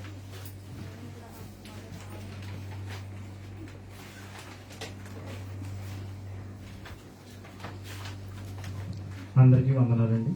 సమయం ఇచ్చిన పార్టీ గారికి వందనాలు తెలుస్తున్నాను. చిన్న ప్రార్థన. మహాపరిశుద్ధ పరమ తండ్రి, నీ పరిశుద్ధ పదాలు లెక్కలేని స్థుతులు స్తోత్రాలు తెలుస్తున్నాను ప్రభా. నీ సిలువలో పలికిన 4వ మాటను ధ్యానించుండగా ప్రభా, నువ్వు నా పక్షం నిలబడండి, ఆత్మతో నింపండి ప్రభా. నేనైతే మాట్లాడలేను ప్రభా, నువ్వు నాతో మాట్లాడి ప్రభా. నీ ప్రభా, నీ భక్తులు కావాల్సిన వర్తమానం అందించుకుని యేసు పరిశుద్ధ నామమున నడుచున్నాము పరమ తండ్రి, ఆమేన్. ఇప్పటి వరకు యేసు ప్రభు వారు సిలువలో పలికిన 3 మాటలు ధ్యానించుకున్నామండి. ఈ 3 మాటలు కూడా యేసు ప్రభు వారు ఇతరుల గురించి చెప్పిన మాటలు. క్షమించమని చెప్పడం కానీ, తల్లి గురించి చెప్పడం కానీ, ఏ చెప్పినా కూడా ఇతరుల గురించి చెప్పిన మాట. ఈ మాట ఏంటంటే ఆయన గురించి చెప్తున్నారు. ఆ మాట చదువుతామండి. మత్తయి సువార్త 27వ అధ్యాయము 45వ వచనం నుంచి. మధ్యాహ్నం మొదలుకొని 3 గంటల వరకు ఆ దేశం అంతటా చీకటి కమ్మెను. ఇంచుమించు 3 గంటలప్పుడు యేసు ఏలి ఏలి లామా శబక్తాని బిగ్గరగా కేకవేసెను. ఆ మాటకు నా దేవా నా దేవా నన్నెందుకు చేయి విడిచితివని అర్థము. బిగ్గరగా కేకవేసననే మాట గుర్తుపెట్టుకోండి. ఇక్కడ మధ్యాహ్నం మొదలుకొని 3 గంటల వరకు దేశమంతటా చీకటి అయిందని ఇక్కడ వాక్యంలో ఉంది. అసలు చీకటి ఎందుకు వచ్చింది, చీకటి దేనికి సాదృశ్యం అనేది మనం ఆలోచించేద్దాం. అసలు చీకటి దేవుని యొక్క జడ్జిమెంట్ లేకపోతే ఉగ్రతకి సాదృశ్యంగా మనకు కనబడుతుంది. నిర్గమకాండము 21వ అధ్యాయము 10వ వచనం మనం చదువుకున్నట్లయితే, అందుకు యెహోవా మోషేతో, ఆకాశం వైపు నీ చేయి చాపము, ఐగుప్తు దేశం మీద చీకటి, చేతికి తెలియనంత చిక్కని చీకటి కమ్మెను. మోషే ఆకాశం వైపు తన చేయి ఎత్తినప్పుడు ఐగుప్తు దేశమంతయు 3 దినములు గాఢాంధకారమాయెను. ఈ చీకటి ఎందుకు ఇచ్చాడంటే, ఐగుప్తీయులు కఠిన హృదయులై దేవునికి లోబడ ఉన్నప్పుడు వాళ్ళకి దేవుని యొక్క ఉగ్రత చూపించడానికి ఇక్కడ ఒక చీకటి అనేది చూపించారు. మరికొక చీకటి ఎక్కడేనంటే ఆమోసు గ్రంథము 8వ అధ్యాయము 9వ వచనంలో ఇక్కడ కూడా ఒక మాట ఉంది. ప్రభు అయిన యెహోవా సెలవిచ్చినది ఏమనగా, ఆ దినమున నేను మధ్యాహ్న కాలమందు సూర్యుని అస్తమింపజేయుదును, పగటి వేళను భూమికిని చీకటి కమ్మజేయుదును. ఇది ప్రవచన వాక్యంగా ముందు, ఇది సిలువ మీద ధ్యానం గురించి, చీకటి గురించి ముందు చెప్పబడి, ఎప్పుడు కొన్ని వందల సంవత్సరాల క్రితమే చెప్పబడిందండి ఈ చీకటి ఏర్పడుతుందని. కానీ ఆ జనులు అయితే గ్రహించలేకున్నారు ఈ చీకటి ఎందుకని. ఇప్పుడు తర్వాత మా వాక్యంలోకి వెళ్తే, తర్వాత ఏలి ఏలి లామా శబక్తాని బిగ్గరగా కేక వేశాను. దేవా దేవా నా దేవా నన్నెందుకు చేయి విడిచితివని అర్థము. వాళ్ళు అర్థం చేసుకోకుండా యేసుక్రీస్తుని చీకటి పడింది. పగటి వేళ చీకటి పడ్డ కారణం ఏంటండి? అసలు పగటే చీకటి పడుతుంది, అమావాస్య కాదు. పస్కా దగ్గరకు వచ్చే టైం మధ్యాహ్న కాలం ముందు చీకటి పడిందని చెప్తున్నారు. దేవుని యొక్క ప్రేమను వారు తెలుసుకోకుండా దేవుని అర్థం చేసుకోకుండా వాళ్ళు మాట్లాడుతున్నారు. ఇక్కడ మార్కు సువార్త 15వ అధ్యాయము 34వ వచనంలో ఒక మాట ఉంది. 3 గంటలకు యేసు ఏలో ఏలి లామా శబక్తాని బిగ్గరగా కేక వేసెను. ఆ మాటకు నా దేవా నా దేవా నన్నెందుకు చేయి విడిచితివని అర్థము. దగ్గర నిలిచిన వారిలో కొందరు ఆ మాట విని, అదిగో ఏలియాను పిలుచుచున్నాడని ఒకడు పరిగెత్తుకుని పోయి ఒక స్పంజి చిరకలో ముంచి రెల్లును తగిలించి ఆయనకు త్రాగనిచ్చి తాలుడి, ఏలియా వీరిని దింపవచ్చునేమో అని చూతమనెను. వాళ్ళు దేవుని యొక్క ప్రేమను అర్థం చేసుకోకుండా ఏలియాని పిలుస్తున్నాడు, ఏలియా వచ్చి వీరిని దింపుతాడేమని చెప్పేసి ఆలోచిస్తున్నారు. యాక్చువల్గా యేసు ప్రభు వారు ఈ మాట ఎందుకు పలికారు అంటే, ఆయన శిష్యులు విడిచిపెట్టేశారు, కుటుంబస్తులు అందరూ విడిచిపెట్టేశారు, ఆయన ఏకాకిగా ఉన్నారు. ఏకాకిగా ఉన్నప్పుడు ఆయన ఒంటరితనంలో ఫీల్ అయ్యి తండ్రి విడిచిపెట్టేశారు అనుకుని ఈ మాట మాట్లాడుతున్నారు. నిజంగా తండ్రి విడిచిపెట్టేశాడంటే విడిచిపెట్టలేదు, జస్ట్ ఒక ఎడబాటు అనేది వచ్చింది తండ్రికి కుమారునికి. ఈ ఎడబాటు ఎందుకు వచ్చిందంటే అది మన నిమిత్తము వచ్చింది.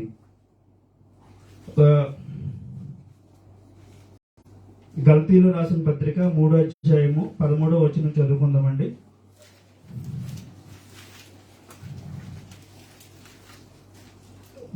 ఆ 14వ వచనం నేనే చదివేస్తానండి. బ్రాణు మీద వేలాడే ప్రతివాడు శాపగ్రస్తుడని వ్రాయబడి ఉన్నది. యేసుక్రీస్తు సిలువకు అప్పగించుకున్నప్పుడు ఆయన శాపగ్రస్తుడిగా మన పాపముల నిమిత్తము ఆయన సిలువ వేయబడినట్టు. కాబట్టి ఆ శాపగ్రస్తుడి గురించి తండ్రి ఏం చేశాడంటే ఆయన ముఖము తిప్పుకున్నాడు.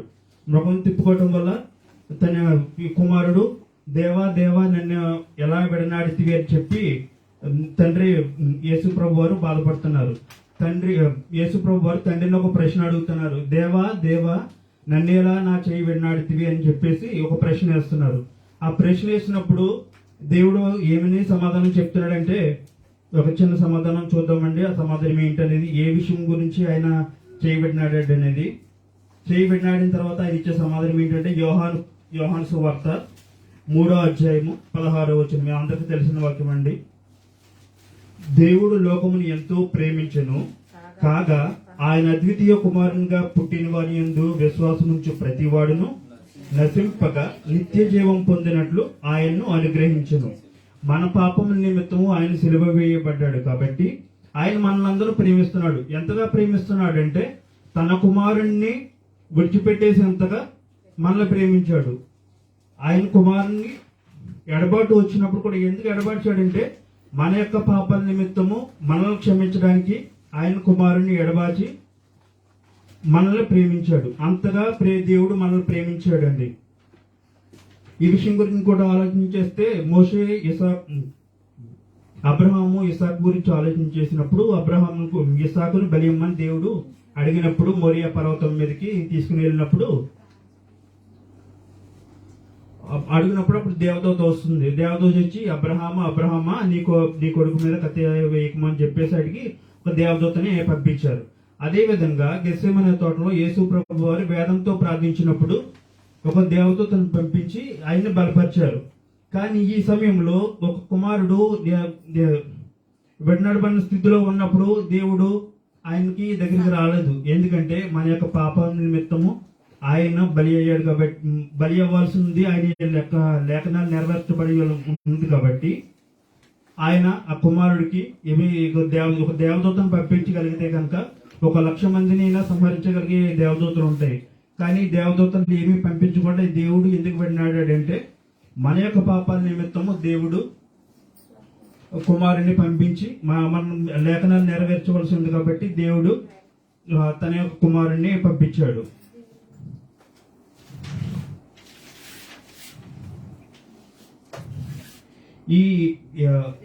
ఈ మాట ఎందుకంటే 4 విషయాలు చెప్పి నేను ముగిస్తానండి. ఫస్ట్ ఏంటంటే మనిషి హృదయేచ్ఛలను బహిర్గతం చేయడం ద్వారా యేసుక్రీస్తుని శాపగ్రస్తునిగా సిలువకి ఎక్కించాడు. నెక్స్ట్ ఇంకోటి ఏంటంటే సాతాను స్త్రీ సంతానం మెడ మీద కొట్టడానికి అతి దారుణంగా ప్రయత్నం చేశాడు. మూడవది ఏంటంటే క్రీస్తు నీతిమంతుడైండి అవినీతి పరులైన మనల్ని తండ్రి దగ్గర చేర్చడానికి శాపగ్రస్తుడిగా సిలువ మీదకి ఎక్కాడు. నెక్స్ట్ 4వది ఏంటంటే తండ్రి యొక్క ప్రేమ, కుమారుని యొక్క పవిత్రత ప్లస్ నీతి కలిపి మన యొక్క రక్షణను చూపించడానికి యేసు ప్రభు వారు ఈ మాట పలికారు. ఏలి ఏలి లామా శబక్తా, నా దేవా నన్ను ఎందుకు చేయి విడిచేదని. దేవుడి మాటలు మనందరి వినికిడిలో దీవించును గాక. గాయాలు తల్లడిల్లదీయగా తండ్రి దూరమాయని తనువు నిల్ల గాయాలు తల్లడిల్లదీయగా తండ్రి వాసిని చెడు దూరమాయని దేవా నన్నెందుకు వీడితివని పలికి దేవా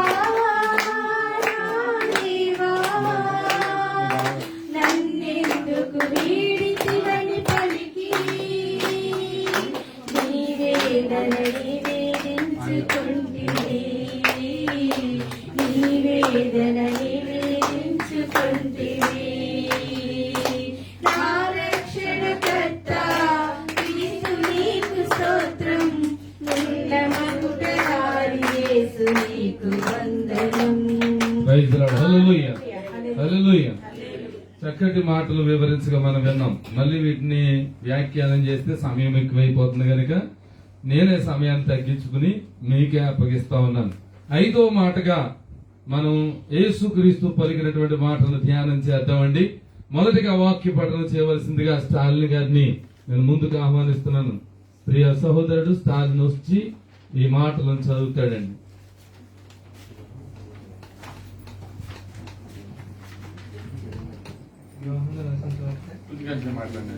యోహాను సువార్త 19వ అధ్యాయం 28వ వచనం రాయబడింది. అటు తర్వాత సమస్తమును అప్పటికి సమర్థమైనదని యేసు ఎరిగి లేఖనం నెరవేరినట్లు నేను తప్పుకొని చున్నానని.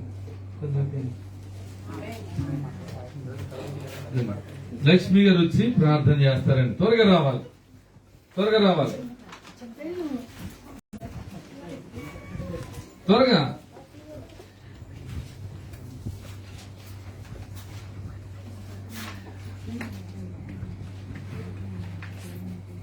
ఏకీభవించండి అమ్మా. స్తోత్రం స్తోత్రం స్తోత్రం నాయన. స్తుతి స్తుతి స్తుతి నాయన.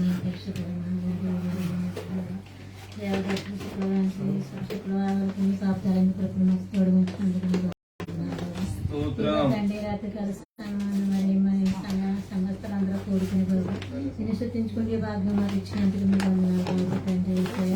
నాయన నా తండ్రి కూడిక అంతట్లో మీరు ఉన్నారని భయంకరంగా నడిపించుకున్నారని మేము నమ్ముతున్నాం తండ్రి. కూడా వచ్చిన బిడ్డలందరినీ జ్ఞాపకం చేసుకుంటండి, దీవించండి, ఆశీర్వదించండి. ఈ చిన్న ప్రార్థన ప్రార్థన చేసిన ప్రార్థన చేసి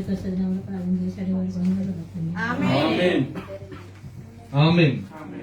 చక్కగా వాక్యం చదివినటువంటి వారికి, ప్రార్థన చేసినటువంటి వారికి వందనాలు తెలియజేస్తున్నాను.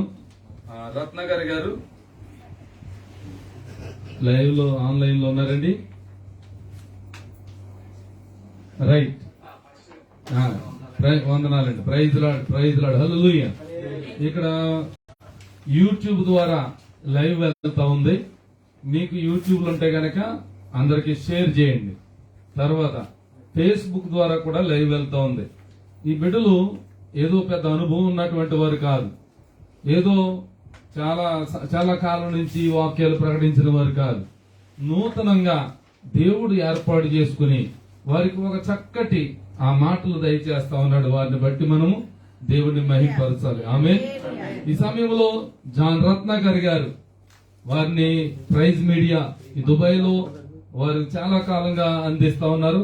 మన సంఘస్థులు అవటం మరి దేవునికి మహిమ కలుగును గాక.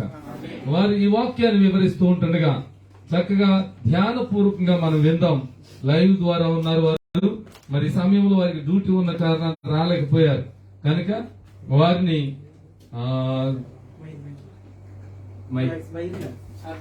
రైట్ నేను ఉంచండి పర్లేదు తీసేయండి. రైట్, ఈ లైవ్ ద్వారా వారు మాట్లాడుతూ ఉంటుండగా ఈ మాటకున్నటువంటి పరమార్థాన్ని మనం తెలుసుకోవడానికి ప్రయత్నం చేద్దాం. ఈ సమయాన్ని జాన్ రత్నాకర్ గారికి నేను అప్పగిస్తూ ఉన్నాను.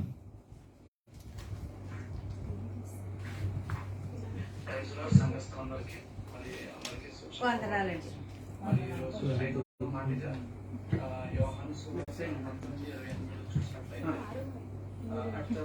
సమస్తమును ఇప్పటికే సమాప్తమైనదని యేసు ఎరిగి లేఖనం నెరవేరినట్లు నేను తప్పుకుంటున్నాను.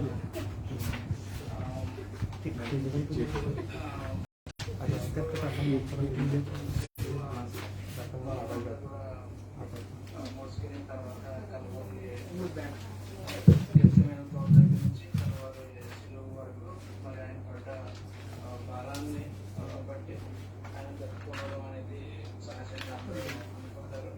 బట్ తప్పుకుంటున్నాను అనేది మనం చూసినట్లయితే దయచేసి ఒకసారి చూడండి. కీర్తనలు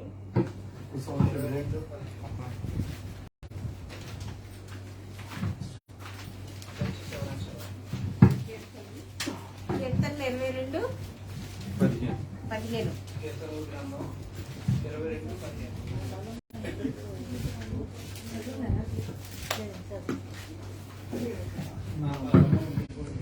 నా బలము ఎండిపోయి చిల్ల పెంకుల వలె ఆయన నా నాలుక నా దవడను అంటుకొని ఉన్నది. నీవు నన్ను ప్రేతల భూమిలో పడవేసి ఉన్నావు. సరిపోతుంది. ఎందుకంటే యేసు ప్రభువు ఇలాగ సిలువ వేయబడుతున్నారు అనేది కాకుండా యేసుప్రభు గారు ఇలా జన్మిస్తున్న దగ్గర నుంచి సమాప్తం వరకు కూడా మొత్తం అంతా కూడా లేఖన ప్రకారంగా యెహోవా దేవుడు ముందుగానే మనందరికీ కూడా బయటకొచ్చాడు. అది ఇప్పుడంటే దగ్గరగా 800 సంవత్సరాల సుమారు 800 సంవత్సరాల క్రితమే యెహోవా దేవుడు లేఖనాల ప్రకారంగా దావీదు మహాభక్తుల ద్వారా ఆయన ప్రవచన ప్రకారంగా ఈ కీర్తన గ్రంథంలో మనకి బయలుపరిచాడు. మరి అదే కాకుండా కీర్తన గ్రంథం 69:21 చూసినట్లయితే వారు చేతులు నాకు ఆహారముగా పెట్టి నాకు దప్పిక అయినప్పుడు చెరుకును త్రాగనిచ్చిరి. అంటే ఇప్పుడు మనం యోహాను సువార్త 19:29 చూసినట్లయితే ఇప్పుడు అక్కడ ఉన్న రోమన్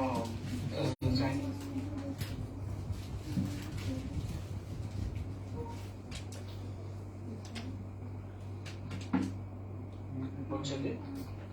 దాన్ని స్పంజ్కి పెట్టి తర్వాత ఆయనకి జరిగింది. చెప్పాలంటే ఆయన దానం మామూలుగా శారీరకమైన దానం కాదు. ఎందుకంటే గతంలో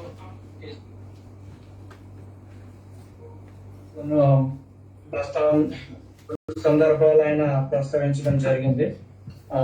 యోహాను సువార్త 4:7 నుంచి 10 వరకు ఎవరైనా కొంచెం చదవండి. యోహాను సువార్త 4:7 నుంచి 10 వరకు. సమర స్త్రీ ఒకతే నీళ్లు చేయించుకొనుటకు అక్కడికి రాగా యేసు నాకు దాహం కమ్మని ఆమెను అడిగాను. ఆయన శిష్యులు ఆహారం కొనుటకు ఊరిలోనికి వెళ్ళి ఉండిరి. ఆ సమరయ స్త్రీ యూదుడు అయిన నీవు సమరయ స్త్రీ నన్ను దాహముఖ్యమని ఎలాగో అడుగుతున్నావని ఆయనతో చెప్పాను. ఎలయనగా యూదులు సమరయులతో సాంగత్యం చేయరు. అందుకు యేసు నీవు దేవుని వరం నాకు దాహమునికిమ్మని నిన్ను అడుగుచున్న వాడెవడో అది ఎరిగి ఉంటే నీవు ఆయనను అడుగుదువు, ఆయన నీకు జీవజలము ఇచ్చును ఆమెతో చెప్పాను. అంటే యేసుప్రభు వారు ఏమన్నారంటే ఈ దాహం యొక్క పరమార్థం మనం యేసుప్రభు గారిని ఎప్పుడైతే గ్రహిస్తామో, మనం అంగీకరిస్తామో ఆయన దేవుడిగా, ఈ దాహం యొక్క పరమార్థంగా మనం భావించవచ్చు. ఎందుకంటే యేసుప్రభు వారు దప్పుకున్న జనులారా రండి మీకు జీవజాలం ఇచ్చదను అని చెప్పేసి చాలా సందర్భాల్లో చెప్పడం జరిగింది. మరి అటువంటి యేసుప్రభు వారు ఆది కాండంలో ఇజ్రాయిల్ కి మోసెస్ ఎప్పుడైతే వాళ్ళకి ఇజ్రాయెల్ కి దాహమై దప్పికతో ఉన్నారో మొత్తం బండ ద్వారా ఇచ్చిన దేవుడు ఇక్కడ దప్పికుంటున్నాడు అనే ప్రస్తావన మనం దీన్ని ధ్యానించినట్లయితే ఆయన దప్పిక జనులందరూ కూడా రక్షించబడాలి. సో మనందరి ఆత్మ రక్షణార్థమై ఆయన దప్పిక అనేది గ్రాహంగా మనం పరిగణించవచ్చు. దేవుడి ఈ చిన్న వాక్యాన్ని దీవించిన కాక మరి దీంట్లోనే నా ఎక్స్ప్లెనేషన్ ఏమాత్రం కూడా నాకు తప్పులుంటే దయచేసి క్షమించండి. ఇదే నాకు ఫస్ట్ టైం.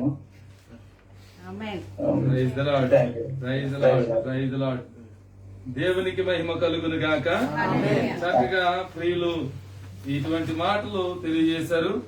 వారికి సంఘం తరపున ప్రత్యేకమైనటువంటి వందనాలు తెలియజేస్తున్నాం. సకల సంపద నీలో గుప్తమై ఉన్నది, జీవజలాహారముతో జీవుల పోషించితివి. సకల సంపద నీలో గుప్తమై ఉన్నది, జీవజలాహారముతో జీవుల పోషించితివి. తప్పిక కొనుచున్నానని అప్పగితిని పలికితివా, తప్పిక కొనుచున్నానని అప్పగితిని పలికితివా. చేదు చిరకని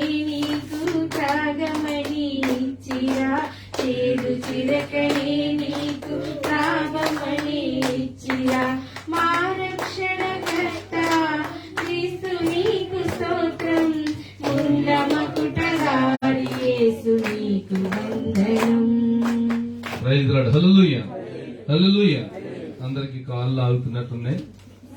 ఎదరకు కంటే వెనక ముడుచుకుంటే మంచిదేమో, ఎదరకు కంటే వెనక్కి ముడుచుకుంటే చాలా సంతోషం. రైట్. పాదాలు అనేటువంటివి ఎదురుకి చూపించకూడదు. రైట్. మీకు కాలు నొప్పులు పుడతాయి నాకు తెలుసు, చాలా సేపు నుంచి కూర్చొని ఉన్నారు. కొద్ది నిమిషాల్లో మనం ఇక కూడికను ముగించుకోవడానికి ఇష్టపడతాం. అయితే ఇంకెన్ని మాటలు ఉన్నాయండి? 2 ఉన్నాయి. 2 కాదు, 3 ఉన్నాయి. ఎక్కడ 3 ఉన్నాయి? మీరు చెప్తే అది చెప్పేలా ఉన్నారు మీరు. 4 ఉన్నాయంటే ఉన్నాయంటారు. నేనేం ఉద్దేశంతో చెప్పాను? యేసుక్రీస్తు పలికిన మాటలు ఇంకా 7 అయిపోయినాయి, ఇంకా 2 ఉన్నాయి. అయితే 3వ మాటగా నేను కూడా ఈ మాటలన్నీ చెప్పాలి మీకు, లేకపోతే అందులో ఉన్నటువంటి పరమార్థం కూడా మీకు తెలియదు. మరి నేనైతే 5 నిమిషాల నుంచి తీసుకోను, ఎందుకంటే మీకే ఎక్కువ సమయాన్ని ఇచ్చాను కనుక. నేను ప్రసంగించాలని కాదు, కొన్ని మాటలు మీకు చెప్పాలని. అసలు అందులో ఉన్నటువంటి మాటలన్నీ వివరం చేసి చెప్పను, ఒకటే మాట చెప్తాను మీకు. దాన్ని బట్టి ఆ మాటలన్నీ అర్థం చేసుకుందరు కానీ. ఆమె ఈ సమయంలో సహోదరులు 6వ మాటకి సిద్ధపడుతూ ఉన్నారు కనుక దుర్గారావు గారు, హేమంత్ వచ్చి వాక్య భాగం చదువుతాడండి. 6వ మాట హేమంత్. రైట్. అయితే ఈ సమయంలో ప్రవీణ్ ని నేను ముందుకు ఆహ్వానిస్తున్నాను. ప్రవీణ్ వచ్చి వాక్య భాగం చదువుతాడండి. 6వ మాటగా యోహాను సువార్త 19వ అధ్యాయము 30వ వచనాన్ని చదువుతారండి. యోహాను సువార్త 19వ అధ్యాయము 30వ వచనం. యోహాను సువార్త 19వ అధ్యాయం 30వ వచనం. యేసు ఆ చీరుక పుచ్చుకుని సమాప్తమైనదని చెప్పి తల వంచి ఆత్మను అప్పగించాను. ఆమేన్. వరలక్ష్మి గారు వచ్చి ప్రార్థన చేయవలసిందిగా వారిని ఆహ్వానిస్తూ ఉన్నాను.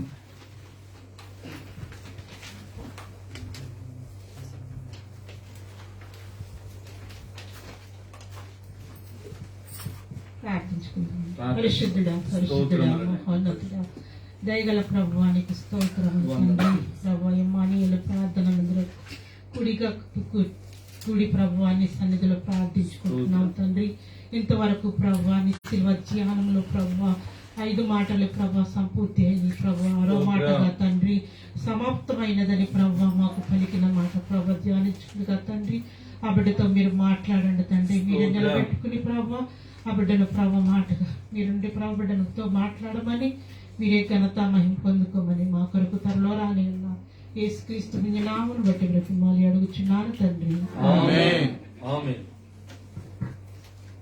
6వ మాటగా దుర్గారావు గారు, వారిని నేను ముందుకు ఆహ్వానిస్తూ ఉన్నాను. వాక్య వివరణ అందిస్తారు.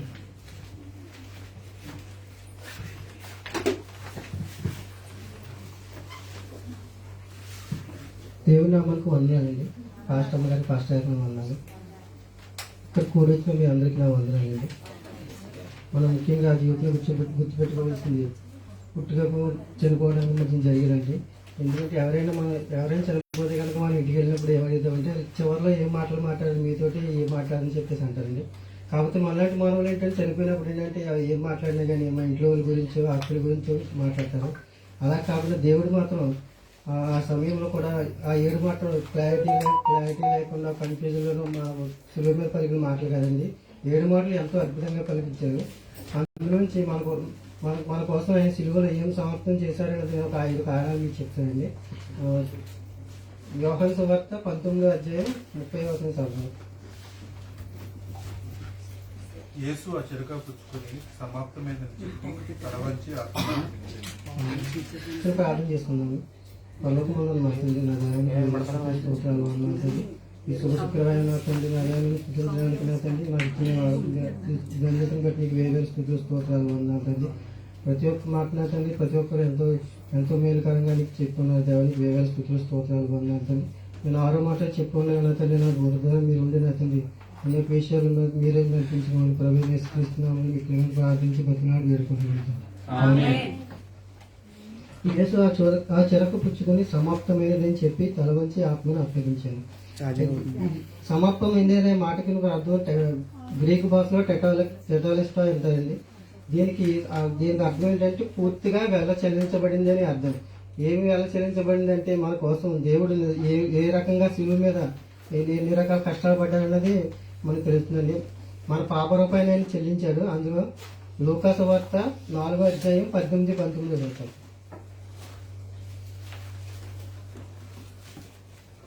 ప్రభు ఆత్మ నా మీద ఉన్నది. 4వ అధ్యాయం 19. ప్రభు ఆత్మ నా మీద ఉన్నది, బీదలకు సువార్త ప్రకటించుటకై ఆయన నన్ను అభిషేకించును. చెరలోనున్న వారికి విడుదలను, గ్రుడ్డి వారికి చూపును కలుగునని ప్రకటించుటకును, నలిగిన వారిని విడిపించుటకును, ప్రభువు హితవత్సరము ప్రకటించుటకును ఆయన నన్ను పంపి ఉన్నాడు అని వ్రాయుడైన చోట ఆయనకు దొరికింది. చూడండి, యేసుక్రీస్తు వారి శిలువ మీద మొదటి కారణం ఏంటంటే ప్రభువారి ప్రకారం వచ్చి ప్రభువారి ఆత్మ వారి మీద ఉండి సువార్త ప్రకటించారండి. అలాగే బీదలు చెరలో ఉన్న వారిని విడుదల పెట్టించారు, గుడ్డి వారికి చూపునిచ్చారు, అలాగే నలిగిన వారిని కూడా విడిపించారు, హితవస్త్రం కూడా ప్రభువునందు ప్రకటించారండి. అలాగే రెండో సువార్త యోహాను సువార్త 10వ అధ్యాయం 12 ఒకసారి చదవండి.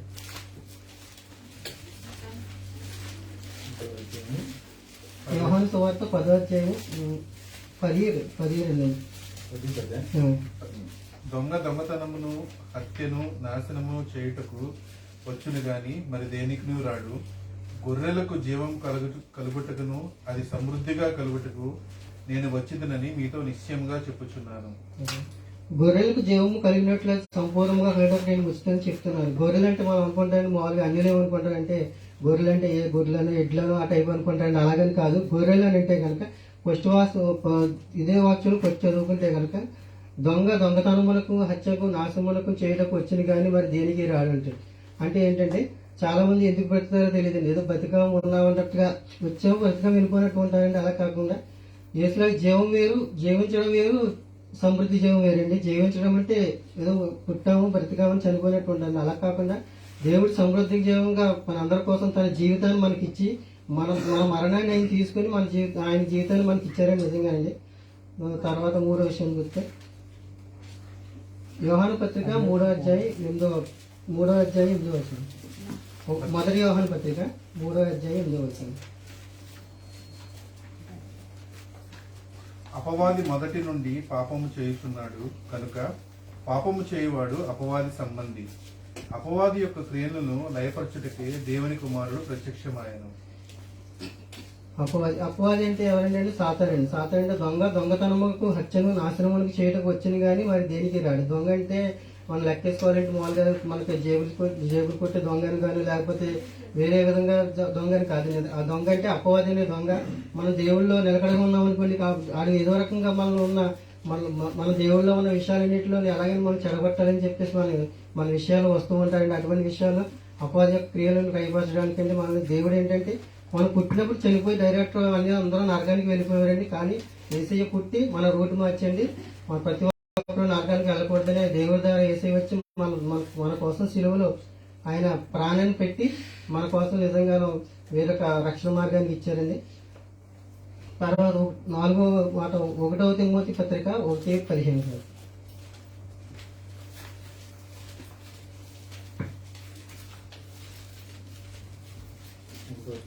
1వ తిమోతి పత్రిక 1వ అధ్యాయం 15.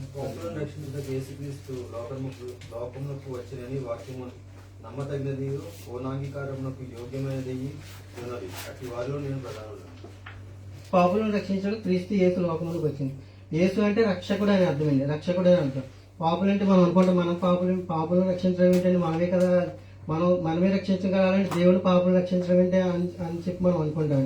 మనం కొన్ని విషయాలు మన పిల్లల విచారంలో చాలా విషయాలు మనం తప్పు చేసినప్పుడు కానీ ఏం చేసినప్పుడు కానీ మనం దండంతో తప్ప మనం వదిలేదేం కదండి. అలాగే మన విషయాలు కూడా మనం ఏంటంటే దేవుడు ఏంటంటే మనం ఎన్నో రకాలుగా పాపాలు చేసినప్పటికీ ఎన్ని చేసినప్పటికీ సాతాను ఉన్న చేష్టలను మనం విడిపించి మన హత్య చేర్చుకోవడానికి అనుకుంటారు తప్పని వేరే విషయాలుగా రక్షించడానికి అయినా మనం ఎన్నో రకాలుగా అన్ని విషయాలు మనం ఆదుకోవడానికి వచ్చింది. 5వ విషయానికి వస్తే మార్కు 10:45 సార్. మార్కు సువార్త 10వ అధ్యాయం 45.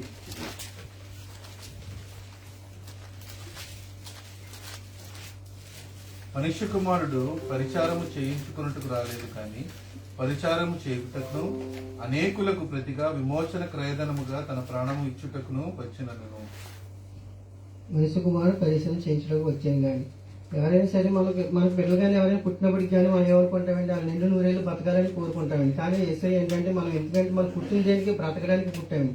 కానీ ఏసై అంటే మన కోసం ఆయన చావడానికి కేవలం 33 సంవత్సరాలు మాత్రమే ఆయన శిలువ మీద మన కోసం ఎన్నో రకాల సమస్యలు ఇబ్బందులు అన్నింటి నుంచి విజయం పొంది మన కోసం చనిపోవడానికి పుట్టిన గొప్ప దేవుడు అండి ఏసయ్య. ఈ చిన్న మాటలో దేవుడు దీవించింది కాక.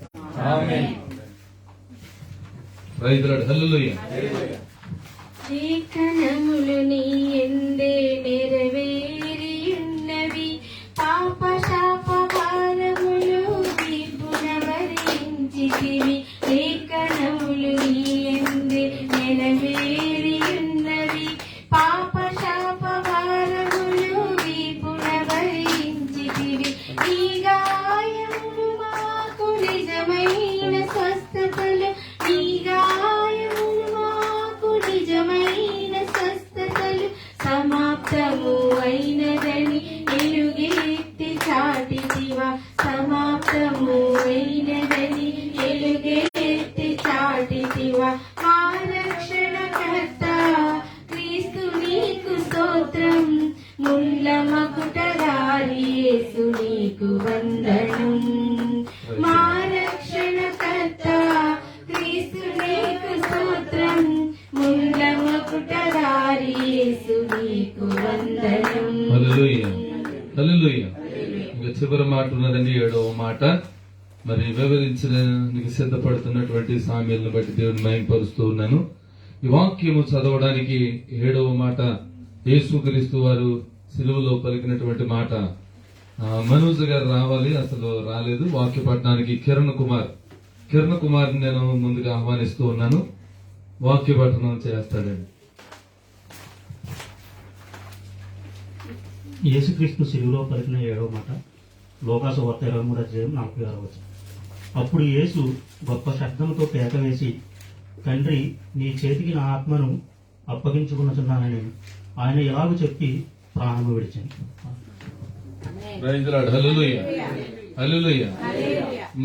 మనోజ్ రానటువంటి కారణాన మరి మన మధ్యలో ఉన్నటువంటి స్టెల్లా రోస్లిన్ ప్రార్థనలో నడిపిస్తారు. రావాలి త్వరగా, అక్కడి నుంచి చేసామ్మా. మహాపరిశుద్ధుడైన మహిళనామానికి స్తోత్రాలు చెల్లిస్తున్నాం తండ్రి. గడిచిన కాలం అంతా కాచి కాపాడు తండ్రి ప్రభా. ఈ దినం వరకు తండ్రి సజీవంగా తండ్రి ప్రభా నీ నామం ప్రార్థించిందని ఈ దినం ప్రభు ఎందుకైతే ఇటు రీతిగా కూడి ఉన్నాము తండ్రి. సమస్తమైన దేవుడు ప్రభా, ఈ ఆఖరి మాట ధ్యానించుకుంటున్నదా తండ్రి సహాయంగా ఉండమని అడుగుతున్నాం తండ్రి ప్రభా. ఈ మాటలు విని వెళ్ళిపోకుండా తండ్రి అట్టి రీతిగా నడుచుకుంటూ సహాయం చేయమని యేసుక్రీస్తు నామములో అడిగి వేడుకుంటున్నాం తండ్రి. ఆమేన్, ఆమేన్. ఈ సమయంలో సామ్యుల్ని నేను ముందుగా ఆహ్వానిస్తూ ఉన్నాను. 7వ మాటను వివరించడానికి బిడ్డ వస్తూ ఉంటాడుగా మనం అందరము ఎదురు చూద్దాం దేవుని మాటల కొరకు.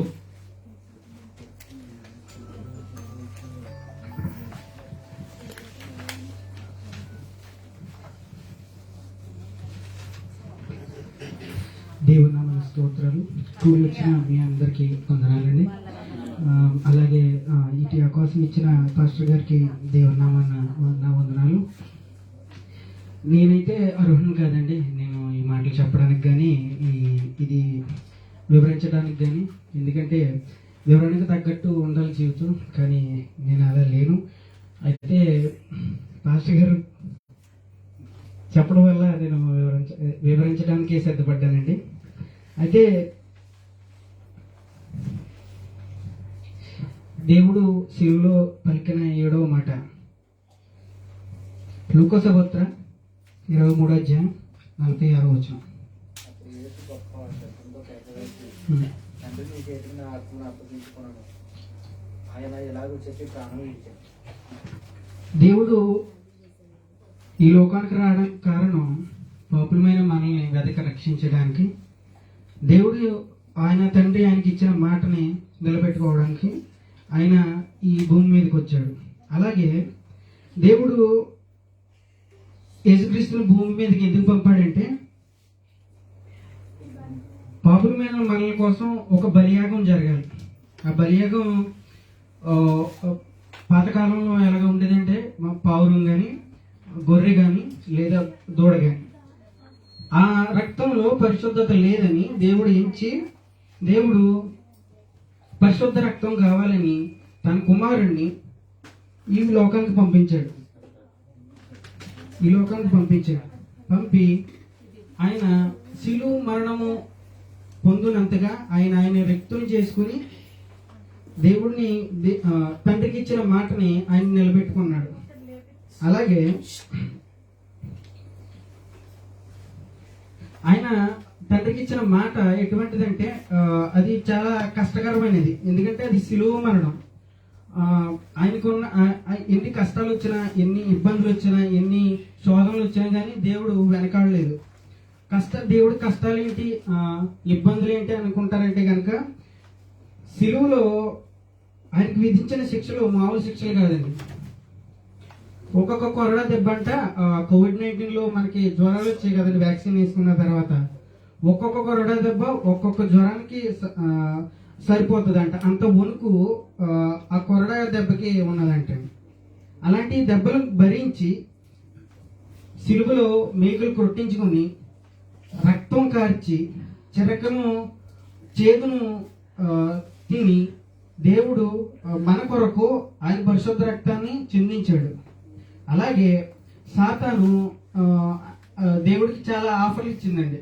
ఎలా అంటే ఒక 5 నిమిషాల్లో చూపించేసి ప్రపంచాన్ని నువ్వు ఒక్కసారి నా కాళ్ళకి నమస్కారం చేస్తే కనుక నీకు మొత్తం ఈ ప్రపంచాన్ని ఇచ్చేస్తాను. అలాగే నువ్వే కనుక దేవుడు అయితే ఈ రొట్టెల్ని ఈ రాళ్ళని రొట్టెల కింద చేసుకుని తిను అంటే దేవుడికి సవాల్ విసురుతుందండి. దేవుడు రోషం కలిగిన దేవుడు కదా. ఆ మాటకి దేవుడు రోషం కలిగి ఉపవాసాన్ని విడిచి ఆ రొట్టెని రాళ్ళగా చేసుకుని తింటాడేమో అనుకున్నది. కానీ దేవుడికి ఇచ్చిన మాట ఎటువంటిది అంటే అది బలమైనది, నమ్మకమైనది. దేవుడు దాన్ని నెరవేర్చడానికి దేవుడు వెనకాడలేదు. అయితే మనం కూడా అప్పగించవలసినవి చాలా ఉన్నాయి. మన క్రియలను కానీ, మన ఆలోచనలు కానీ, మనకున్న యావత్తుని మనం అప్పగించాల్సి ఉన్నది. దేవుడు తన తండ్రికి ఇచ్చిన మాటని ఎలాగైతే అప్పగించాడో సమాప్తమైనదని చెప్పి 6వ మాటగా ఎలాగైతే తను చేసిందంత అప్పగించాడో అలాగే మనం అప్పగించవలసినవి కూడా చాలా ఉన్నాయి. అలాగే మన ఆత్మని శుద్ధిగా చూసుకోవాలి. మన క్రియలు బట్టి, మన శరీర ఆశలను బట్టి, శరీర ప్రవర్తనలు బట్టి, మన హృదయాన్ని బట్టి శుద్ధిగా ఉంటే ఆత్మ శుద్ధిగా ఉంటుంది. ఆత్మ అనేది మనకి సంబంధించింది కాదు. మనకి ఎగ్జాంపుల్ క్రీస్తు ప్రభు అయిన దేవుడు. ఎందుకంటే ఆయన తండ్రి నీ చేతికి నా ఆత్మను అప్పగించుచున్నాను, నాకు సంబంధం లేదు ఈ ఆత్మ, నువ్వు ఇచ్చినది, అందుకని నీ ఆత్మని నీకే అప్పగిస్తున్నాను, నాకు ఎటువంటి రైట్ లేదు. నా ఆత్మని నేను తీసుకోవడానికి కానీ, ఆత్మహత్య చేసుకోవడానికి కానీ, ఆత్మని విడవడానికి కానీ లేదు, నాకు ఈ బాధలు వద్దు అని చెప్పడానికి కానీ దేవుడికి ఎటువంటి రైట్ లేదు. ఆ విషయంలో కూడా మనకి ఎటువంటి రైట్ లేదనమాట. మన ఆత్మ దేవుడికి సంబంధించింది, దేవుడు తీసుకుంటాడు.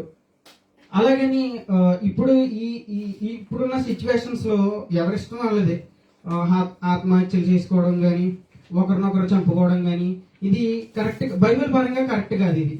అయితే మన ఆత్మ మనకి సంబంధించింది కాదు, దేవుడిది, దేవుడి దగ్గర చేరాలి. దానికి సంబంధించి ప్రసంగి గ్రంథము 12వ అధ్యాయం 7వ వచనం ఒకసారి చదవండి.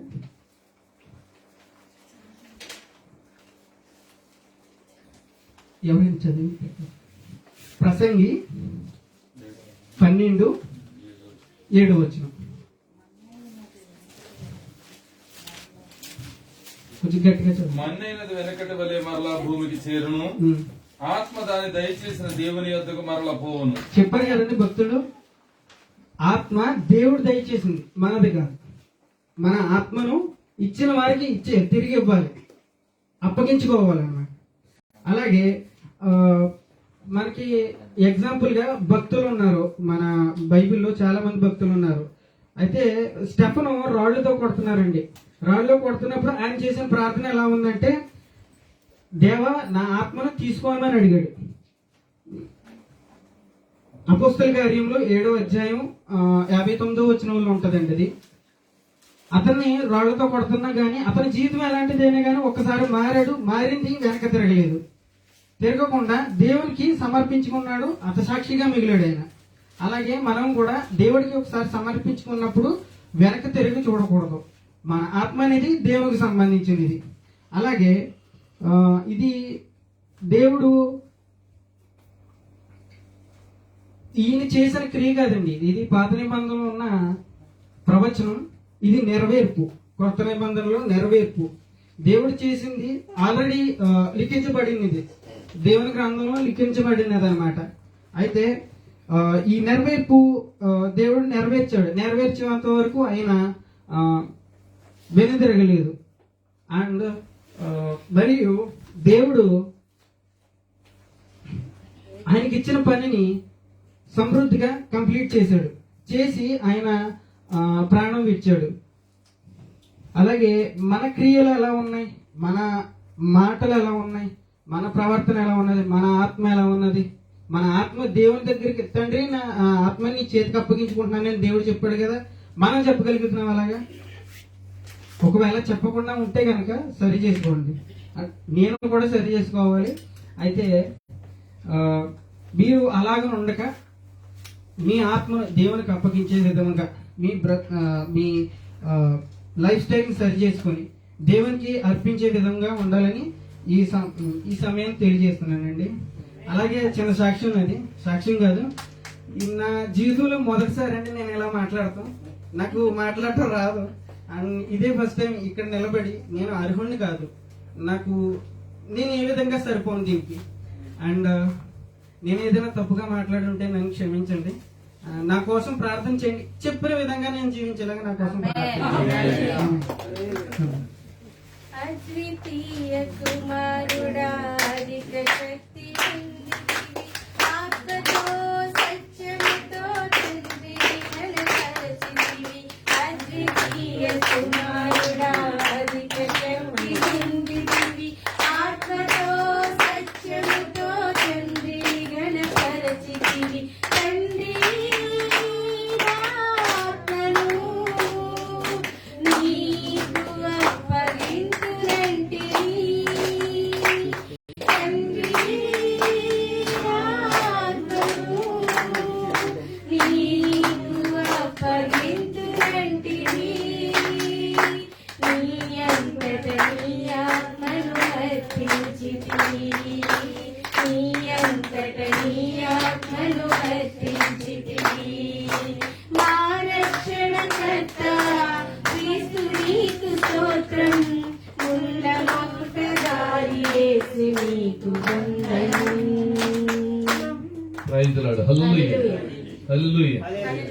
ఇంతవరకు బిడ్డలందరూ చాలా చక్కగా తన యొక్క శక్తిని అంతా ఉపయోగించి ఇంచుమించు చాలా వారం రోజుల నుంచి కుస్తీ పట్టారండి. ఏదేమైనప్పటికీ ఒక్కొక్కరు 20 నిమిషాలు 15 నిమిషాలు ఏమండి ఇలా మాట్లాడారు అంటే వీరికి ఇంకా వచ్చే సంవత్సరానికి ఇంకా 1 అవర్ సరిపోదు ఒక్కొక్కరికి. అందరూ కూడా సువార్థికులుగా మార్చబడతారు కాక. ఆమేన్. మాస్టర్ గారు ఇంకా చెప్తానన్నారు, నేను ఇంకా మొదలే పెట్టలేదు. ఇంకెప్పుడు వదులుతారు, మాకు 11-20 నిమిషాలు అయిపోయింది అన్నటువంటి ఒకసారి దేవునికి స్తోత్రం చెప్పండి. రైట్, దేవుడికి స్తోత్రం. Praise lord. హల్లెలూయా. అందరూ ఒకసారి లేచి నిలబడండి. మనసు మీద ఉన్న వాళ్ళు కూడా కిందకు వచ్చేయండి. ఒకసారి చక్కగా 2 మాటలు చెప్తాను మీకు. అందరూ లేచి నిలబడకు, జాతరగా 2 అయినా 2 మాటలు అందరూ కొంచెం కనబడతాను. ఇంకా దేవుని యొక్క కృపను మనము చక్కగా వివరించుకోవడానికి ఇంకా పాట ఉంటదండి. ఇంకా పాట అలాగే ఉంటది కనుక ఇంకా పాట పాడే సమయం అయిపోయింది. దయచేసి 2 మాటలు మనం విందామండి. 2 మాటలు విందాం. మీలో ఎవరికైనా, యవనస్తులు ఇక్కడ చాలా మంది ఉన్నారండి, మారు మనసు అనుభవం లేకపోతే 7 మాటల్లో ఉన్నటువంటి ఆ మారు మనసు ఆ మారు మనసుకు తగినటువంటి ఫలము ఫలించాలి అన్నటువంటి వారు ఉంటే, నేను బాప్తిసం పొందుకోలేదండి అన్నటువంటి వారు తప్పనిసరిగా బాప్తిసం పొందుకోవడానికి ఈ రోజు నిర్ణయం తీసుకుంటే మీకు ఈస్టర్ రోజున బాప్తిసం ఇవ్వడానికి నేను సిద్ధపడతాను. మీరు అప్పటికప్పుడు బాప్తిసం ఇవ్వమన్నా కూడా ఇవ్వాలి, కానీ మీ కొరకు ఎక్కువగా ప్రార్థించేటువంటి ధన్యత నాకు కూడా కలుగుతుంది. కనుక మీలో ఎవరైనా బాప్తిస్మాలు పొందుకుంటారన్నవారు నేను ఈ మాటలు చెప్తాను, ఈలోగా మీరు సిద్ధపడే మాటలు తెలియజేయండి. రైట్, వాక్యం చదువుకుందాం. లూకా సువార్త 23వ అధ్యాయము 31వ వచనం ఒకటి మాత్రం చదవండి. జాగ్రత్తగా నిలబడి ఉన్నారు కనుక మీ కాళ్ళు నొప్పి పట్టట్లేదని నేను దేవుని కృపలో విశ్వసిస్తా ఉన్నాను. చాలా సమయం అయింది. ఎంత సమయం తర్వాత కూడా మీ కళ్ళు ఎర్రగైపోయి నీళ్లు కారిపోయే టైం వచ్చింది. మరొక రోజు యేసుక్రీస్తు ప్రభు వారు శ్రమ పడిన దానికంటే ఎక్కువ శ్రమ పడుతున్నాం అనుకుంటున్నారేమో మీరు. ఒకవేళ అలా అనుకుంటే ఇది దేవునికి మహిమ కలుగును గాక. రైట్, వాక్యాన్ని చదువుకుందాం. 23వ అధ్యాయం 31వ వచనం. వారు ప్రతిమానికి ఎలా చేసిన యెడల ఎండిన దానికి ఏమి చేయదురని చెప్పాను. వారు పశ్చిమ మ్రానుకే ఎలాగూ చేసిన ఎడల ఎండిన దానికి ఏమి చేయుదురో అని చెప్పాను. దేవుడు తన పరిశుద్ధ వాక్యములోంచి మనతో మాట్లాడును గాక. ఆమేన్. ప్రియమైనటువంటి దేవుని బిడ్డలారా, ఇక్కడ యేసుక్రీస్తు ప్రభు వారు సిలువలో మాట్లాడిన మాటలు 7 మాటలు మనం విన్నాం కదా. ఇక్కడ ఏమని మాట్లాడుతున్నారంటే, మనం చదువుకున్న ఈ మాటలు రెట్టించి మరీ చదివించాను నేను మొట్టమొదట. ఎందుకనంటే ఇంకా బిడ్డలు వస్తా ఉన్నారు, అందు గురించి 5 వాక్యాలు చదవండి అని చెప్పాను. రైట్, అయితే ఇక్కడ మనం ఒకసారి జ్ఞాపకం చేసుకోండి. పశ్చిమరానుకే ఇలాగూ జరిగిన ఎడల, ఇలాగూ వారు చేసిన ఎడల, ఇలాగూ వారు హింస అనేటువంటిది కలిగించడానికి సిద్ధపడిన ఎడల, మరి ఎండిన మ్రానుకు జరిగేటువంటి సంగతి ఏంటి? ఎండిన మ్రానునైతే ఇంకా అసలు వీళ్ళు ఏం చేయగలుగుతారు అని ఈ మాట యేసుక్రీస్తు ప్రభు వారు పలుకుతున్నారు. ఎప్పుడు అనంటే గెత్సెమనే తోటలో ఆయన ప్రార్థన చేయడానికి వెళ్ళారు. ప్రార్థన చేయడానికి వెళ్ళినప్పుడు అక్కడ ఆయనను బంధించి ఆ గొల్గొతా అనేటువంటి, గొల్గొతా అనగా దానికి అర్థం కపాలము అనేటువంటి అర్థాన్ని ఇస్తా ఉన్నది. కపాల స్థలము అనబడినటువంటిది. అంటే గొల్గొతా అనేటువంటి కొండ వరకు ఆయనను తీసుకుని వచ్చారు. ఈ మధ్యలో ఇంచుమించు 5 కోర్టులకు ఆయనను తిప్పారు. ఇంత క్షణాల మీద కోర్టు నుంచి కోర్టుకి, కోర్టు నుంచి కోర్టుకి తిప్పినటువంటి సందర్భాలు ఎక్కడ కూడా మనం చూడలేము. ఒకే రోజున ఇంచుమించు ఆయనను బంధించినప్పటి నుంచి 9 గంటల వరకు, ఉదయం 9 గంటల వరకు ఆయనను హింసిస్తా, అంటే మాటలతోనూ లేకపోతే ఆయన త్రిప్పుతూ కోర్టులలో హాజరుపరుస్తూ ఆయా నిందల వారి మీద మోపుతూ ఉన్నటువంటి సందర్భాన్ని చూస్తున్నాం. 9 గంటల తర్వాత ఇంచుమించు 12 గంటల వరకు ఆయన హింసించారు. 12 గంటలకు సిలువేయటం మొదలు పెట్టారు. 12 గంటలు అంటే ఇంచుమించు 9 నుంచి 12 గంటల వరకు 3 గంటలు హింసించారండి. ఆయన కొట్టారు, దూషించారు, ముఖం మీద ఉమ్ము ఊశారు, ఇలాగా నానా చిత్రహింసలు చేశారు. ఆయనకు కలిగినటువంటి గాయములు ఎన్ని గాయములు అనంటే పంచగాయాయ నమః అని కొన్ని సూక్తులు మనకు తెలియజేస్తా ఉన్నాయి. అంటే ఆయనకి ఎన్ని గాయాలైనవి అంట? 5 గాయములు అని అంటారు. అంటే 5 గాయములు అయినటువంటి దేవునికి నమః అంటే స్తుతి కలుగును గాక అని అర్థం. అయితే ఇక్కడ 5 గాయములు కాదు, 5 కలుగుతా ఒళ్ళంతా గాయములు కలిగినాయి. తల మీద అంటే నడినెత్తిని మొదలుకొని అరికాలు వరకు ఆయనకి ఒళ్ళంతా కూడా గాయాలైనవి. ఆ గాయాల్లోంచి చిందించబడిన రక్తము ద్వారా మనకు పాప విమోచన కలిగింది. హల్లెలూయా. అంటే ఇక్కడ క్షమించటం అనేటువంటిది ఆయనలో ఉంది. అలాగే అమ్మ అని తల్లిదండ్రులను అప్పగించేటువంటి ఆ గుణం ఆయనలో ఉంది. అలాగే దొంగ కూడా ఏమంటున్నాడంటే, నీ దొంగను గురించి ఏమంటున్నాడంటే, నీవు నాతో కూడా పరదైసులో ఉండు అంటున్నాడు. అలాగా నీ తల్లిదండ్రులు సన్మానించడము, ఇలా క్షమించడం మొదలుకొని ఇది నా ఆత్మను అప్పగిస్తున్నాను అనేటువంటి మాట వరకు ఆయన పలికినటువంటి మాటలు మనం ధ్యానం చేశాం కదా. అందులో ఉన్నటువంటి సత్యము తెలియడానికి ఇక్కడ ఆయన ముందుగానే ఈ మాటను తెలియజేస్తున్నారు. ఆయన కలిగినటువంటి హింసను, ఆయన కలిగినటువంటి బాధను, ఆయన కలిగినటువంటి సమస్త ఆ హింసను బట్టి ఈ మాట పలుకుతా ఉన్నారు. ఏంటో తెలుసా, ఈ హింసను ఆయన అప్పుడే చూశాడని అనుకుంటున్నాం మనం, కానీ ఆయన అప్పుడు చూసింది కాదు. సాక్షాత్తు దేవుడై ఉన్నటువంటి వాడు, సర్వలోకమును సృష్టికర్త అయినటువంటి దేవుడు, ఆయన తన మరణం గురించి ముందుగానే ఆయనకి తెలుసు. ఆయన అంటున్నాడు కదా, నా ప్రాణం పెట్టుటకును దాన్ని మరలా తిరిగి తీసుకున్నటకును నాకు అధికారం అనేటువంటిది ఉంది. నేను అధికారం కలిగిన వాడును. అధికారం అంటే ఆయన ఇచ్చినదే. ఆయన ఇచ్చిన అధికారాన్ని మనం ఇక్కడ జ్ఞాపకం చేస్తా ఉన్నాడు. ఏమంటున్నాడు తెలుసా, పచ్చి మ్రానుకే ఇలాగూ జరిగితే మరి ఎండిన మ్రాను సంగతి ఏంటి అని అంటున్నాడు. పచ్చి మాను అంటే అందులో ఏమున్నదంటే జీవము ఉన్నది.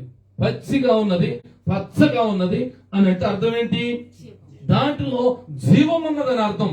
జీవం ఉన్నటువంటి ఆ పచ్చ చెట్టుకి, ఆ పచ్చని చెట్టుకి ఆ హింస అనేటువంటిది కలిగితే మరి ఎండిపోయిన ఆ చెట్టు సంగతి ఏంటి, ఎండిన అంటే అర్థం ఏంటి, చచ్చిన అని అర్థం, జీవము లేదు అని అర్థం.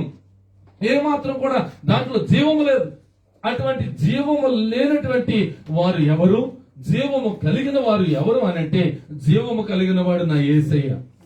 నేను ఈ రోజు ఈ రాత్రి ప్రకటిస్తున్నటువంటి నా యేసయ్య ఆయన జీవము గలవాడు. నేను జీవము అనేటువంటిది కలిగి ఉన్నాను. ఈ జీవము నాకు ఉన్నది కనుక మీకు దాన్ని ఇస్తున్నానని ఆ ఆదికాండము నుండి మనకు బయలుపరిచినటువంటి మాట. మనిషిని ఎలా తయారు చేశాడు, మంటితో చేసి ఆయనకి నాసిక రంధ్రములో జీవాత్మను ఊదగా నరుడు జీవాత్మ ఆయన అన్నాడు. అంటే ఆయనలో ఏముంది, ఇప్పుడు జీవం ఉంది. అంటే ఆయన ఎప్పుడు పచ్చగా ఉండేటువంటి చెట్టు. ఆయన ఎప్పుడు పచ్చని చెట్టుకి ఏముంటాయండి, ఆకులు ఉంటాయి. చక్కగా పచ్చదనంతో ఆకులు వస్తూ ఉంటాయి, చిగుర్చి చక్కగా ఆకులు వస్తూ ఉంటాయి. దాని నుండి చక్కటి ఫలాలు వస్తాయి. ఫలాలు అనేటువంటిది ఫలిస్తూ ఉంటాయి. ఈ ఫలాలు చూసి అందరూ ఏమనుకుంటారు తెలుసా, నేను వాటిని అనుభవించాలి, నేను తినాలి, వాటిని ఆస్వాదించాలి అని వారు ఎంతగానో ప్రయాసపడుతూ ఉంటారు.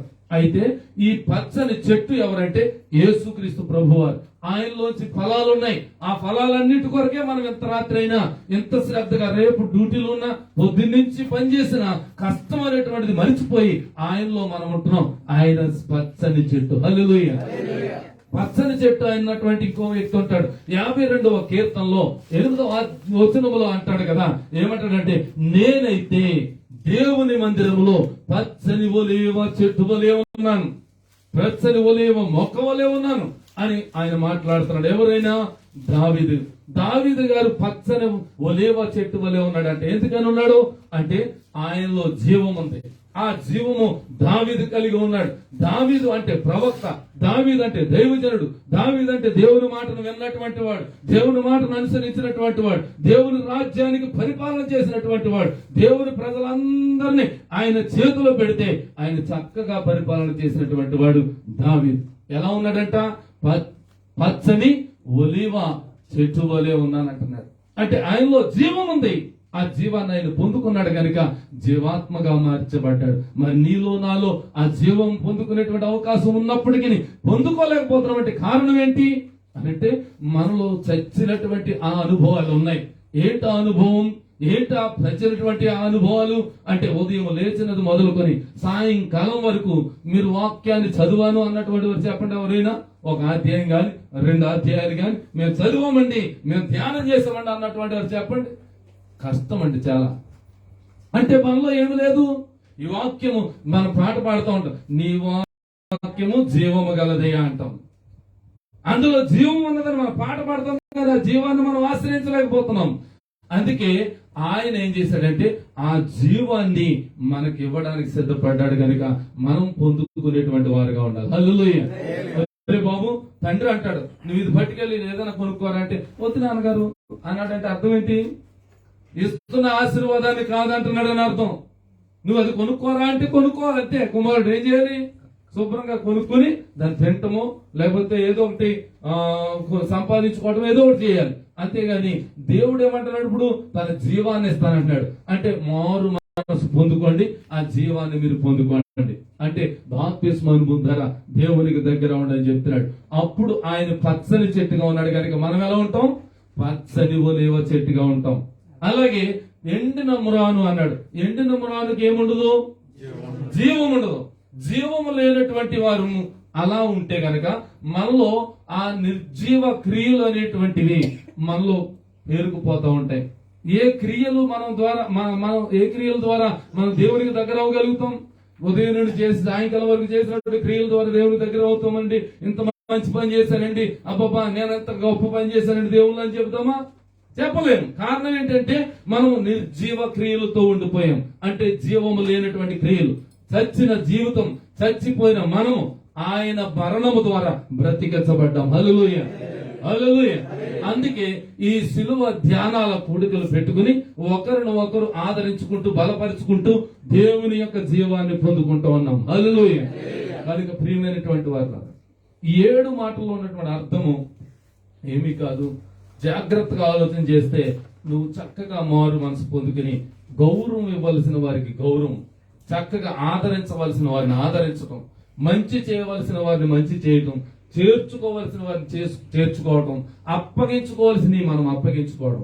చాలా మంది ఏం చేస్తామంటే మనం చేయవలసినవి చేయకూడని చేస్తూ ఉంటాం. అంతేనా? అందు గురించి ఆయనకి దగ్గర కాలేకపోతున్నాం. నేను ఇంకా మారు మనసు పొందుకోండిరా, బాప్తిజం పొందుకోండిరా బాబు బిడ్డలు అని అన్నాం అనుకో, వారు ఏమంటారు తెలుసా? ఇంకా మాకు టైం ఉందండి. ఏంటి టైం ఉంది మనకి? ఇంకా ఎక్కడ టైం ఉంది మనకి? ఆయన వచ్చేస్తున్నాడు అని ఎప్పటి నుంచో ప్రకటన చేస్తా ఉన్నారు. నోవహు తెలుసు మీకు, ఆయన వరద వచ్చేస్తుంది, వర్షం వచ్చేస్తుంది, గాలివాన వచ్చేస్తుంది, ముంచేస్తుంది, మనందరినీ చంపేస్తుందంట అని ఓడ తయారు చేస్తా ఉంటారు. అందరూ ఏం చేశారంట? సిద్ధపడిపోయారు. చెప్పండి, ఏం చేశారు? హేళన చేశారు, ఎగతాళి చేశారు. ఆయన ఇంకా రాదులే అనుకున్నాడు. 120 సంవత్సరాలు కట్టారని ఆ వాడ గురించి చెప్తారు. అందులో ఏది ఆధారం లేదు దైవ గ్రంథంలో. కానీ 120 సంవత్సరాలంటే కొద్ది గొప్ప ఇంచుమించు ఉంటేనే కదా అంచనా వేశారు. అయితే ఈ 120 సంవత్సరాలు ఇంకెప్పుడు వస్తుంది? ఇక్కడ సముద్రం లేదు, గోదావరి లేదు, ఏ నది కూడా లేదు. అయినా సరే ఈ మధ్యలో కట్టేస్తున్నాడు ఈ వాడిని అని హేళన చేశారు. ఈయన ఒక్కడే బ్రతుకుతాడంట, ఈయన కుటుంబం అంతా రక్షించబడతారంట అని హేళన చేశారు. కానీ ఒక రోజు వచ్చేసింది, ఆయన చెప్పినట్టుగానే వచ్చింది. అదే రాకడ మనకి వచ్చేటువంటి అవకాశం ఉంది. కనుక ఇప్పుడే మనం పచ్చని ఒలీవ చెట్టు వలె ఆయన యొద్దకు వద్దాం, జీవము కలిగిన వారంగా వద్దాం, జీవాన్ని సంపాదించుకుందాం. ఈ జీవం మన కొరకు ఆయన ఇచ్చినటువంటిది కనుక అది ఉచితంగా ఇస్తున్నాడు, ఉచితంగా పొందుకుందాం. మారు మనసు కలిగి బాప్తిస్ము కలిగి ఆయన యొక్క రాకడకు సిద్ధపడేటువంటి సంఘంలో ఉందాం. ఇటు మాటలు దేవుడు మన వినికిడులు దీవించి నూరంతలుగా ఫలింప చేయనుగాక. ఆమేన్. మళ్ళా చెప్పండి గట్టిగా, స్వరం ఎత్తి చెప్పండి, బిగ్గరగా చెప్పండి. అది ఇన్నిసార్లు ఎందుకు చెప్పించాల్సి వచ్చింది? లక్ష్మి గారు చెప్పలేదు కనుక చెప్పారమ్మా. చెప్పండి మరలా ఒకసారి. రైట్, దేవుని స్తోత్రం చెప్పారు. ప్రార్థన చేసుకుందామండి, ప్రార్థన చేసుకుందాం. ప్రార్థన చేసుకుని దేవుని సన్నిధిలో మనమందరము కూడా అయ్యా నాకు మారు మనసు లేదన్నటువంటి వారు నిర్ణయం తీసుకోవడానికి సిద్ధపడుతున్నారు. ఇంకెంతకాలం నేను ఎలా ఉంటాను? దేవుడు నా జీవితాలు ఎన్నో కార్యాలు చేస్తున్నాడు.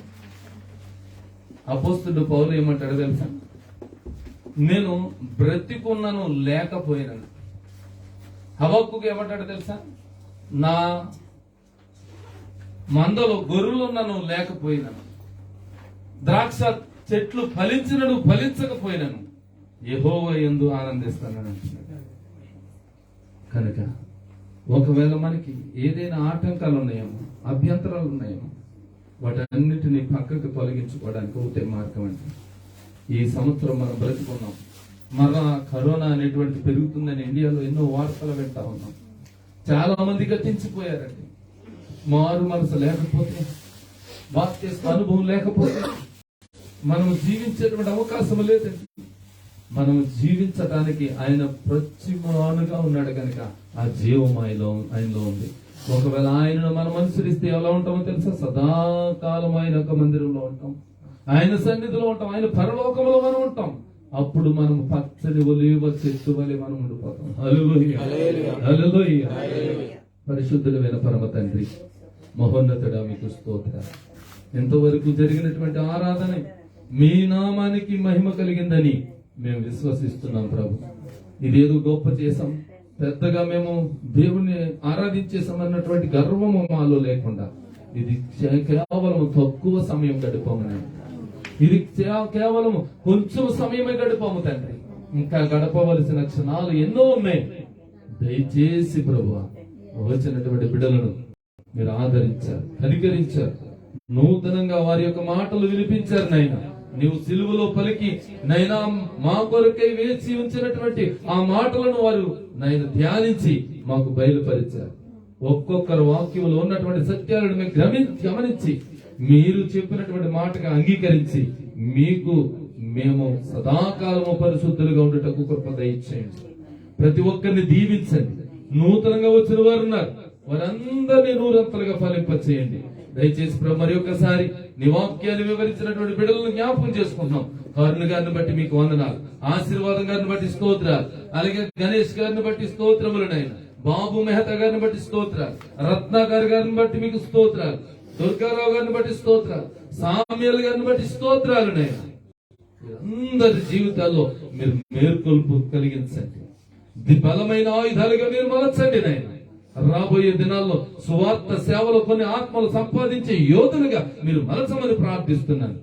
మీ చిత్తమైతే ఇంకా అనేక మంది బిడ్డలు ఉన్నారు ప్రభు, వారిని కూడా మీరు దయచేసి సిద్ధపరచండి. మరి యొక్క సంవత్సరానికి వారికి అవకాశం కల్పించండి నాయన. ఆత్మలో మాట పుట్టించండి, ఆత్మలో ఆత్మదాహము కలిగించండి నాయన.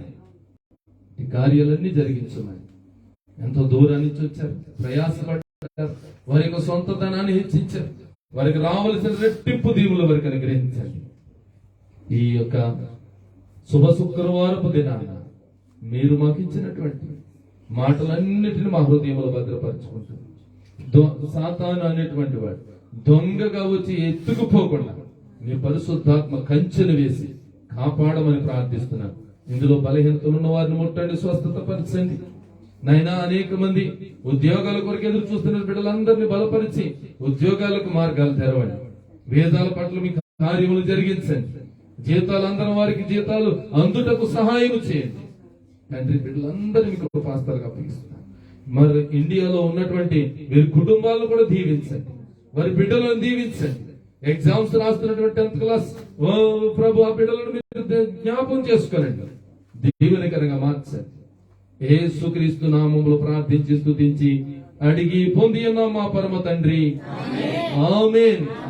ఇప్పుడు మన పరమ తండ్రి అయిన దేవుని దయయు, కుమారుడైన యేసుక్రీస్తు వారి కృపయు, పరిశుద్ధాత్మాన్యోన్య సహవాసము సమాధానము ఇక్కడున్న మనందరికీ ఈ రోజు వాక్యమును ప్రకటించిన బిడ్డలకును ఆయన సన్నిధి సమాధానము సదాకాలము తోడైండి నడిపించును గాక, ఆమేన్. యేసు రక్తమే జయం, ప్రభు యేసు రక్తమే జయం, ప్రభు యేసు నామములో సంపూర్ణ విజయము కలుగును గాక, ఆమేన్.